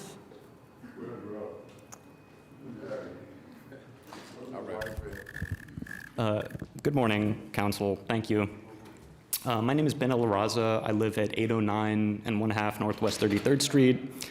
I'm here today to talk about the attempt at cancellation of the planned bike lanes between 10th and Sheridan along Classen. I'm deeply concerned by the attempt to cancel this funded bike infrastructure in this area. I'm a bike commuter. I frequently use the bike lanes on Classen to get to work. The existing connection to Western from Classen is dangerous and inadequate for cyclists. And that's a problem which would be entirely solved by extending the lanes to facilitate easier connections as planned by Bike Walk OKC. The City Council voted for a safer Classen Boulevard, and I'm worried that it's on the cusp of breaking that promise of safety to me and to other urban residents for reasons that, for vaguely stated concerns about traffic, which we don't believe have any founding in the data that's been presented by the planning department of this city. The existing bike lanes on Classen are safe and fast, and they offer a vital connection to BRT stops along that street. Traffic levels on Classen have been dropping through this decade. This project is going to continue to reduce that traffic while making that corridor safer for all users, including drivers. I have to wonder why the city has spent so much time and money developing this corridor for our meticulous and thoughtful planning, the planning of Bike Walk OKC, to be undermined by a city council that I feel isn't proving its work with its reasoning here on canceling these bike lanes. What new data are we expecting to appear while we wait? What new studies are we expecting to come out to disprove what we already know to be fact?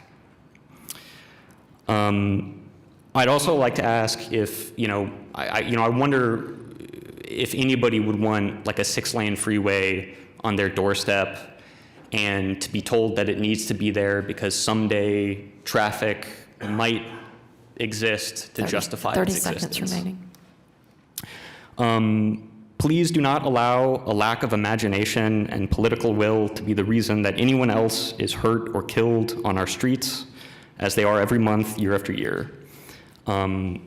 Please do not let another death on Classen be the legacy of this city council. Please complete these bike lanes, and thank you for your time this morning. Thank you. Next, we have Jimmy Durant, followed by Laura Stone.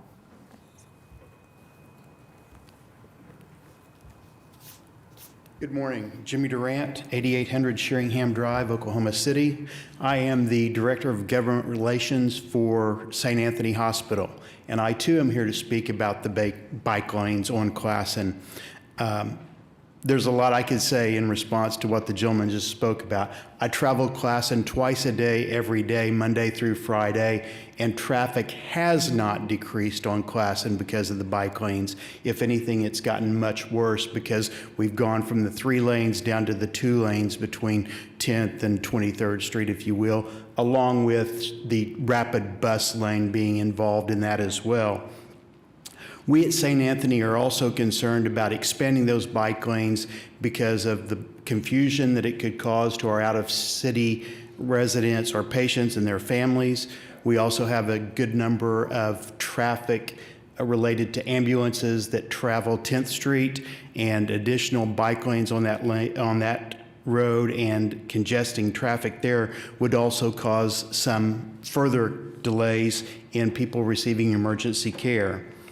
We believe there are other alternatives that could be looked at, parallel streets to Classen that could be used for the bike lanes that would be much safer for the bikers and the drivers on that corridor. So we would encourage you to look at using those parallel lanes such as Chartel or even Dewey or something like that to expand bike lanes in those areas. Thank you. Thank you. Next, we have Laura Stone, followed by Clay Farha. Hello, my name is Laura Stone. I'm at 612 Northeast 14th over on the east side. I'm actually really close to the medical complex. And I too am going to talk about bike lanes. Bike lanes are important, but they're not just about the mobility. It's not just about the safety options of not just cyclists, but pedestrians, and also their inherent capability of reducing excessive speed as a speed abatement, because it kind of makes drivers pay closer attention. And I will say, at least on the northeast side, we definitely could use some speed abatement in some of our roads. But the other thing is it's about options. I will say my husband and I are big auto enthusiasts. We love our cars and we love driving. But like a lot of other people, in 2020, we got bicycles. I don't know, I feel like everybody got a bicycle in 2020. But since then, since we got bicycles, we have gone to numerous festivals and markets and shopping, brunches, lunches, going out for coffee, going out for a beer with friends. Sorry, this is like the only time I get nervous is when I have to talk to you guys. But anyway, we have spent, in the last 5.5 years, we've actually spent quite a bit of money, probably thousands of dollars we wouldn't have otherwise spent. So not only did the bike lanes facilitate those, we're kind of homebodies by nature, and it doesn't take a lot for us to decide that we're gonna stay home. And if I have to find a parking space, that's like a big reason for me to not go to something. But the bigger thing is it's not just me. I'm just a 2-person household. I have hundreds of neighbors, and I see them out and about, spending money, participating in these things that the city's already put in significant investment in parks, services, things like that. And so, although, like I said, I'm a big car person, I also love the option of being able to just hop on my bike and go. And that wouldn't happen if it weren't for these bike lanes. So in addition to it being a safety issue, and like I said, a mobility issue and an options issue, it's a financial investment, not necessarily that the city is putting in, but that residents are putting in. And so if those bike lanes have been in my neighborhood, continuing to expand them to other neighborhoods will also draw additional money in. Thank you. Thank you. Next, we have Clay Farha, followed by Rick Moore. Hello, my name is Clay Farha, and I office at 6801 North Classen in Oklahoma City. We have 3 office buildings along Classen. We were never given notice or a chance to give our opinion about the bike lanes that are in front of our 3 offices. Whenever property owners want to rezone land and change the use of their property, they are required to give certified notice to all property owners within 300 feet of the property they are seeking to rezone. My question is, why doesn't the city have to play by the same rules? We were never notified that these bike lanes would be in front of our offices. Have the commuters that take Northwest Expressway to Classen to commute to downtown been given notice of this bike lane proposal? I use Classen between Northwest 63rd and Wilshire many times a week, and I have never seen one bicyclist use the bike lanes. All I see is trash accumulating in the bike lanes. The danger of commuting cars and bicyclists using the same street, in my opinion, speaks for itself. Thank you. Thank you. Next, we have Rick Moore, followed by Jeff Van Hoos. Good morning. My name is Rick Moore. I live at 2516 Northwest 195th. I'm in Ward 8. Thank you, Vice Mayor, council members, city manager, and staffs for letting me speak today. I just want to say that, first of all, I'm not here representing a group or any organization. I'm here just as a citizen. And second of all, I want to say I am certainly not opposed to bike lanes and trails and the things that are part of an overall picture that make a city or a community grow and to be better. I'm just asking to revisit Classen Boulevard because as long as I can remember, Classen was considered a main arterial, certainly north and south.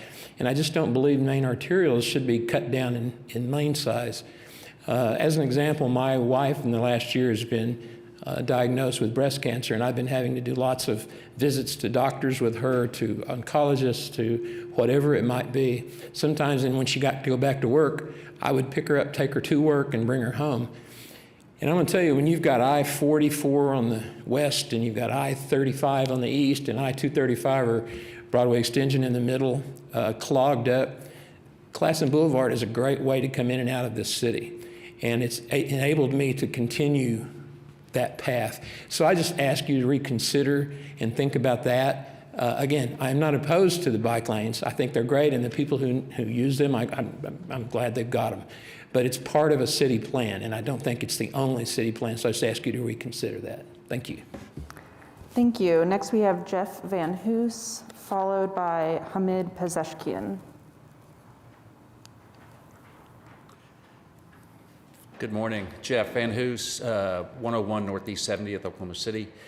I am also not representing any group here today, and I want to talk about the expansion of the bike lane. I am a cyclist, and I like bike lanes. However, I think the bike lane expansion on Classen is going to reduce it to 2 lanes, which I think is going to be very dangerous for the amount of traffic and the speed of the traffic on Classen. I'm also very much aware of bike lanes on Chartel and on Western, and I think those are much safer. Thank you. Thank you. Hamid Pezeshkian, followed by Landry Willis. Hello, everyone. My name is Hamid Pezeshkian, and I represent myself as a local resident and cyclist, as well as a incubator space called Sailor and the Dock, located on 617 West Sheridan. we are a collective of different businesses, and we know how important bikeability is. In fact, the site location was based on it being so bikeable and walkable as a centerpiece of an urban, sustainable ecosystem. I've heard a lot of great points be made earlier by previous people, and I just want to mention that we are the modern frontier. That's what we say we are as Oklahoma City. And having traveled around the world, including Europe, South America, and different parts of the United States, I've never seen a city be even considered to be modern without bikeability and bike paths being a centerpiece.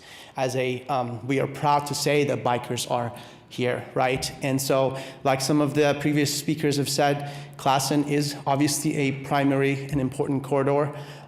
It's hard to be a biker and to ride without having to, be on Classen from time to time. And I think that it is a good point. It's important to have, flexibility in transition, in diversion of traffic, and things like the ambulances and such. But if we actually double down on this and made a protected bike lane that is, it's got its barrier, kind of like parts of Western has had. It's bright, it's clear. It could actually serve as a advertising point, a marketing point for those who have bikes and think, wow, I could take this main corridor on my bike and feel safe about it. Because getting on Western, it's kind of rough. Getting on Chartel, switching over, those are all poses a lot of risk in terms of someone's, safety as a cyclist. Living in the urban setting, being on a bike helps with a lot of economic reasons. And I know that Oklahoma City is very pro-business, which is wonderful. Bikers, there's tons of data that supports that bikers, because of the fact that they're going a little bit slower, there's a lot more dwell time in neighborhoods. They spend a lot more money. They're much more likely to purchase from local businesses than get on their phone and order off of Amazon. Why? Because they're passing by local businesses daily, and they're much likely, like some of the other people mentioned, to visit markets and such. So as my time runs out in the next 30 seconds, I just want to complete with that. Let's continue this beautiful modern frontier that we've started with, and we're building such momentum. And let's consider Classen as a primary corridor where it could be shown that we are truly a modern city, and we are going to help encourage bikers to be protected on the main artery while there's a diversion of traffic, so that we don't have a congestion of only cars on Classen, but rather people have other options that are safe and protected for bikers. Thank you for your time. Thank you. Yep. Next, we have Landry Willis, followed by Bruce Barkosi.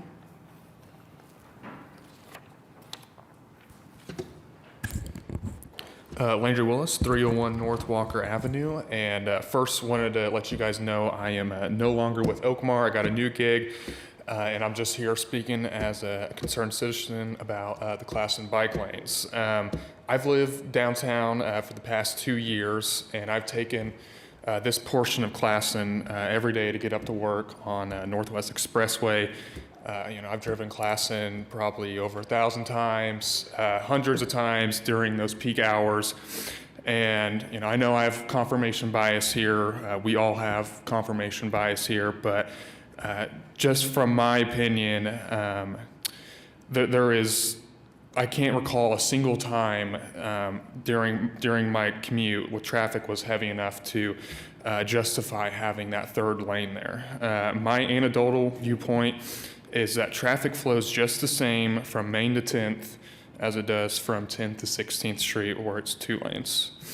Any difference is barely noticeable and not enough to justify not finishing that protected lane down to Main. I understand the sticker shock that comes at looking at price tags for some of these projects, especially if it feels like they're not going to be utilized. However, projects like these are the foundation for getting more people to bike. The old saying, if you build it, they will come, is true with bike lanes. With this bike lane, maybe somebody finally feels safe enough to bike to work downtown. At a time when rising costs are putting everyday people further and further behind, bike lanes like these can actually ease the financial burdens on families. According to AAA, the average American family spends $12,000 a year on a car. Maybe because of this bike lane, a family only needs one car now. That $12,000 could go towards their kids' college, a family vacation, or just simply getting ahead. I urge you guys to finish this protected lane down to Main, and I want to thank you guys for your service to our great city. Thank you. Thank you. Next is Bruce Barkosi, followed by Rusty Caston. Good morning. Thank you for the opportunity to speak regarding bike paths, which I don't want to be redundant with what's already been said or what will be said, I'm sure, following me, but I am a property owner of multiple properties on Classen between 63rd to the south and Wilshire to the north. I have the perspective of having dwelt there, run my business for over 25 years now. And if you know that area that I speak of, Chesapeake at the time had not expanded at all. There was, this Classen was a street, very sleeping street. And I've seen it morph into a very workable expansion where we see commercial developing and housing developing in Wilshire Point. But it's a mixed zoning area of from commercial to residential, and particularly from 63rd to Britain. And closing down those areas where tractor trailers are trying to make U-turns or just make movements at all. I get paranoid and claustrophobic coming down sometimes just because it's so tight. But to be a tractor trailer, I spoke to a property owner yesterday that has a business just north of Wilshire. And if you know Britain Road has gone to a single lane. And none of the tractor trailers any longer can go north. And they can't even make a U-turn on Classen. But my point is, we're bringing a bike path down a very commercial area, one that is used for heavy trucks. And my office manager happened to see an accident just the other day, and this little compact car hit one of the bumps on the street, and she said to me that it was very close to overturning. The other part of this is the extension of this. I can't speak for the extension, except it gets into much more of a commercial area of retail, whereas by us, it is much more of a industrial or light industrial. But 30 seconds. yes, thank you. I just wanted to say that if there was other places that this could be considered to, I know it's hard to go back and remove what's already been put in place, but your consideration to considering other avenues would be welcome. Thank you. Thank you. Next is Rusty Caston, followed by Coy Rimmer. At the risk of hyperbole, never before has the will of a few been imposed on the efficient use of a public utility by so many. I'm a business owner on the Classen Boulevard stretch between Wilshire and 63rd, and I had no idea that the city had approved plans to reduce an efficient 4-lane boulevard to a 2-lane traffic jam. But good for democracy and good for advocacy. Shame on me for not paying better attention. While I cannot change my situation, I want to highlight what would happen to Classen south of Northwest Grand Boulevard. I am opposed to the elimination of any more city street lanes for the exclusive use of bicycle traffic. Unlike many bike lanes I see in this neighborhood, my streetscape has damaging street humps and bollards that keep transit from occurring on a side lane. Let me share what the unintended consequences of this effort have produced. The on-street services that the post office, FedEx, Oklahoma City Trash, and large truck Tommy lift trucks now must either park in traffic or traverse the devices meant to keep them out of the bike lanes. The 40-mile-an-hour street has now become more dangerous as one lane where several intersecting streets are constantly on and off loading at slow accelerating speed. It's very dangerous. And right turn on red, for instance, at 63rd, what are you going to do to that bicycle guy that's coming through?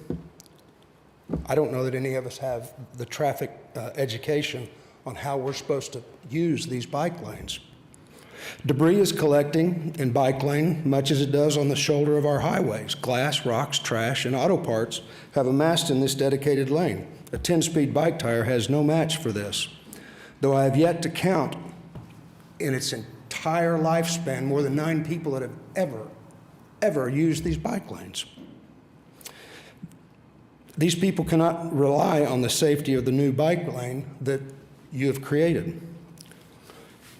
Instead of continuing the cannibalization of more city streets, I propose that the bikes share their path with travel with pedestrians and not automobiles. The speed and the visibility of pedestrians are more equal to that of bicycles. 30 seconds.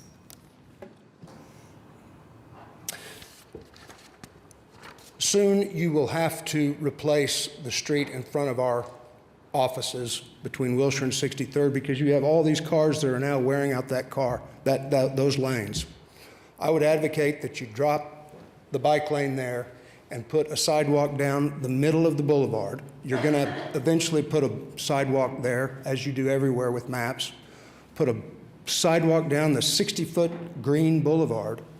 Let bikes and pedestrians use it. Open Classen Boulevard back up to the four-lane efficient road, artery road that it has been designed to be. I implore the Oklahoma City Council to deny the application, halt the planning, or initiation of a vote against further elimination of these traffic lanes in deference to this small civic subset of bicycle advocates. Thank you. Thank you. Next we have Coy Remmer, followed by Rick Gibbons. Thank you so much for letting me speak. I'm Coy Reamer. I'm pastor of Yukon First Christian Church, Disciples of Christ.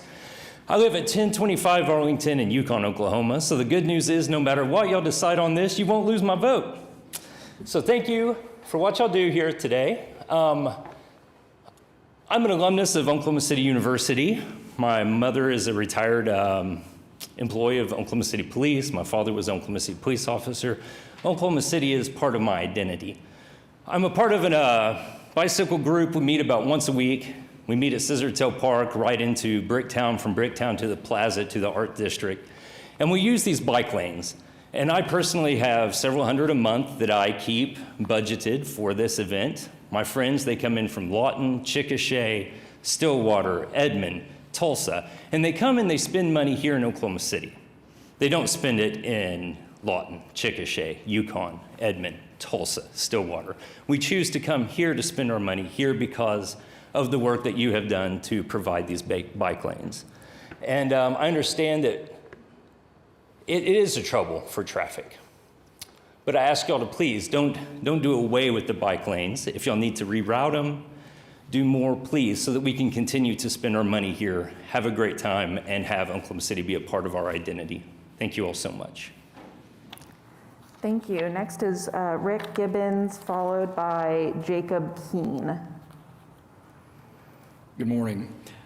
I'm here representing Major Taylor Cycling Club of Oklahoma. I live at 5424 Dewey Avenue and would like to thank the city for their support of projects promoting safer connectivity and mobility of its citizens. In 2025, we have celebrated milestones at the new Deep Fork Trailhead near my neighborhood, just one segment, and a new pedestrian bridge crossing across the river near the east of the Boathouse District. We have high expectations for completion of Deep Fork Trail and other protected lanes throughout Oklahoma City. We have concerns that the possibility of pausing bike lane construction improvements specific to Classen Boulevard could set a confusing message and precedent about the city's commitment to better and safer transportation options for its citizens. We ask that you reconsider any proposal for delay or removal of any planned bike lanes from approved and funded projects. Thank you. Thank you. Next is Jacob Keene, followed by Lou Esjornson. Morning, Council. My name is Jacob Keene. I live at 3113 Chartel Avenue on the north side. In April of 2024, I was riding my bicycle to work on a bike lane that suddenly stopped. A few blocks later, I was struck by a truck, resulting in the loss of my right leg. In 2019, I founded Hide and Go Bike with a friend of mine, mostly to create cyclist visibility. Classen, in my opinion, offers a pretty much uninterrupted way to get to downtown very quickly. And I've been using Classen since 2020, and it can be very dangerous. The lane that exists now offers a very safe corridor with the billiards, and having it spick back out into a lane of traffic causes a dangerous circumstance with limited visibility. And I'd just like to say, unless our friend would like to see more patients like me, I would like to continue the bike lane down Classen. Thank you for your time. Thank you. Next is Lou Esjornson, followed by Kara Alizadeh Fard.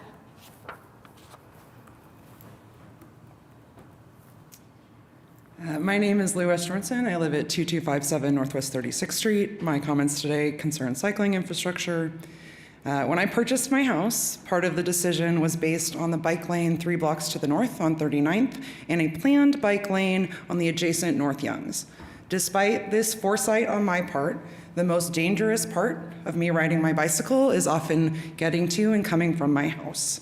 The bike lane was removed from 39th Street, and the proposed bike lane on Youngs was scrapped for a share row. Neither 36th Street, which I live on, nor Youngs have sidewalks where I live, which means these share rows have motor vehicles, pedestrians, and cyclists using them. I have been nearly hit many times near my house on these share rows. I have been yelled at aggressively while on my bicycle for taking the lane I am entitled to, sometimes so violently that my neighbors feel a need to intervene, literally shielding me with their cars. Little shout out to the old white man in the old white truck. I love you. When I ride my bike downtown, the most dangerous parts of my trip are riding on or crossing 23rd Street or riding on or crossing Classen Avenue. I regularly bike past the ghost bike on Classen Avenue, including to getting to city council meetings, as I did today. A ghost bike represents a dead human, I do wonder when it will be my turn to be a casualty and if I will be lucky enough not to be a fatality. I want to remind you that when you make infrastructure choices, people can and do die as a result of these decisions. Thank you for your time and attention to this matter and other matters important to our city. I know you do not get enough for what you do, and I would like to leave you with a short poem that I wrote after I evaded a collision. It's called #BigLeagueFatalities. I don't know if this is a poem, but if I die, I want it known. If a motor vehicle hits and kills me while walking or riding a bike in OKC, all I want is to be buried under a tombstone that reads, "At least Oklahoma City kept the thunder." Thank you so much. Thank you. Next is Kara Alizadeh Fard, followed by Phil Mall.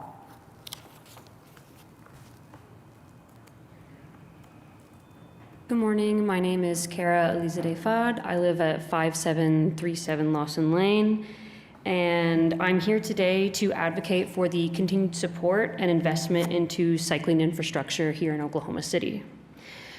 I believe there is a discussion of a potential moratorium on additional bike lanes on Classen, which I believe is contradictory to the priorities of the City Council, one of which being the development of a transportation system that works for all citizens. The presence of bike lanes visually demonstrates to not only citizens, but visitors alike, that OKC is a thriving city with a variety of transportation options. Classen is one of the city's main arteries. Hundreds of cars, buses, and other motor vehicles traverse it every day, every hour. By placing bike lanes on streets like Classen, we show that OKC is not only a city with ample industries and history related to cars, but is dedicated to expanding safer streets to those who use bikes for commuting, for health, and for casual use. Citizens that use bicycles matter just as much as those that utilize cars, and they deserve to be protected as they navigate the city. In 2020, I happened to witness a friend as we were cycling down Classen get hit by a slow-moving car, thankfully slow-moving car, as he was passing on 10th Street. He didn't suffer any injuries, he didn't die, but he was lucky. Others haven't been and others won't be, so please keep that in mind as you all navigate this decision. Thank you. Thank you. And last is Phil Mall.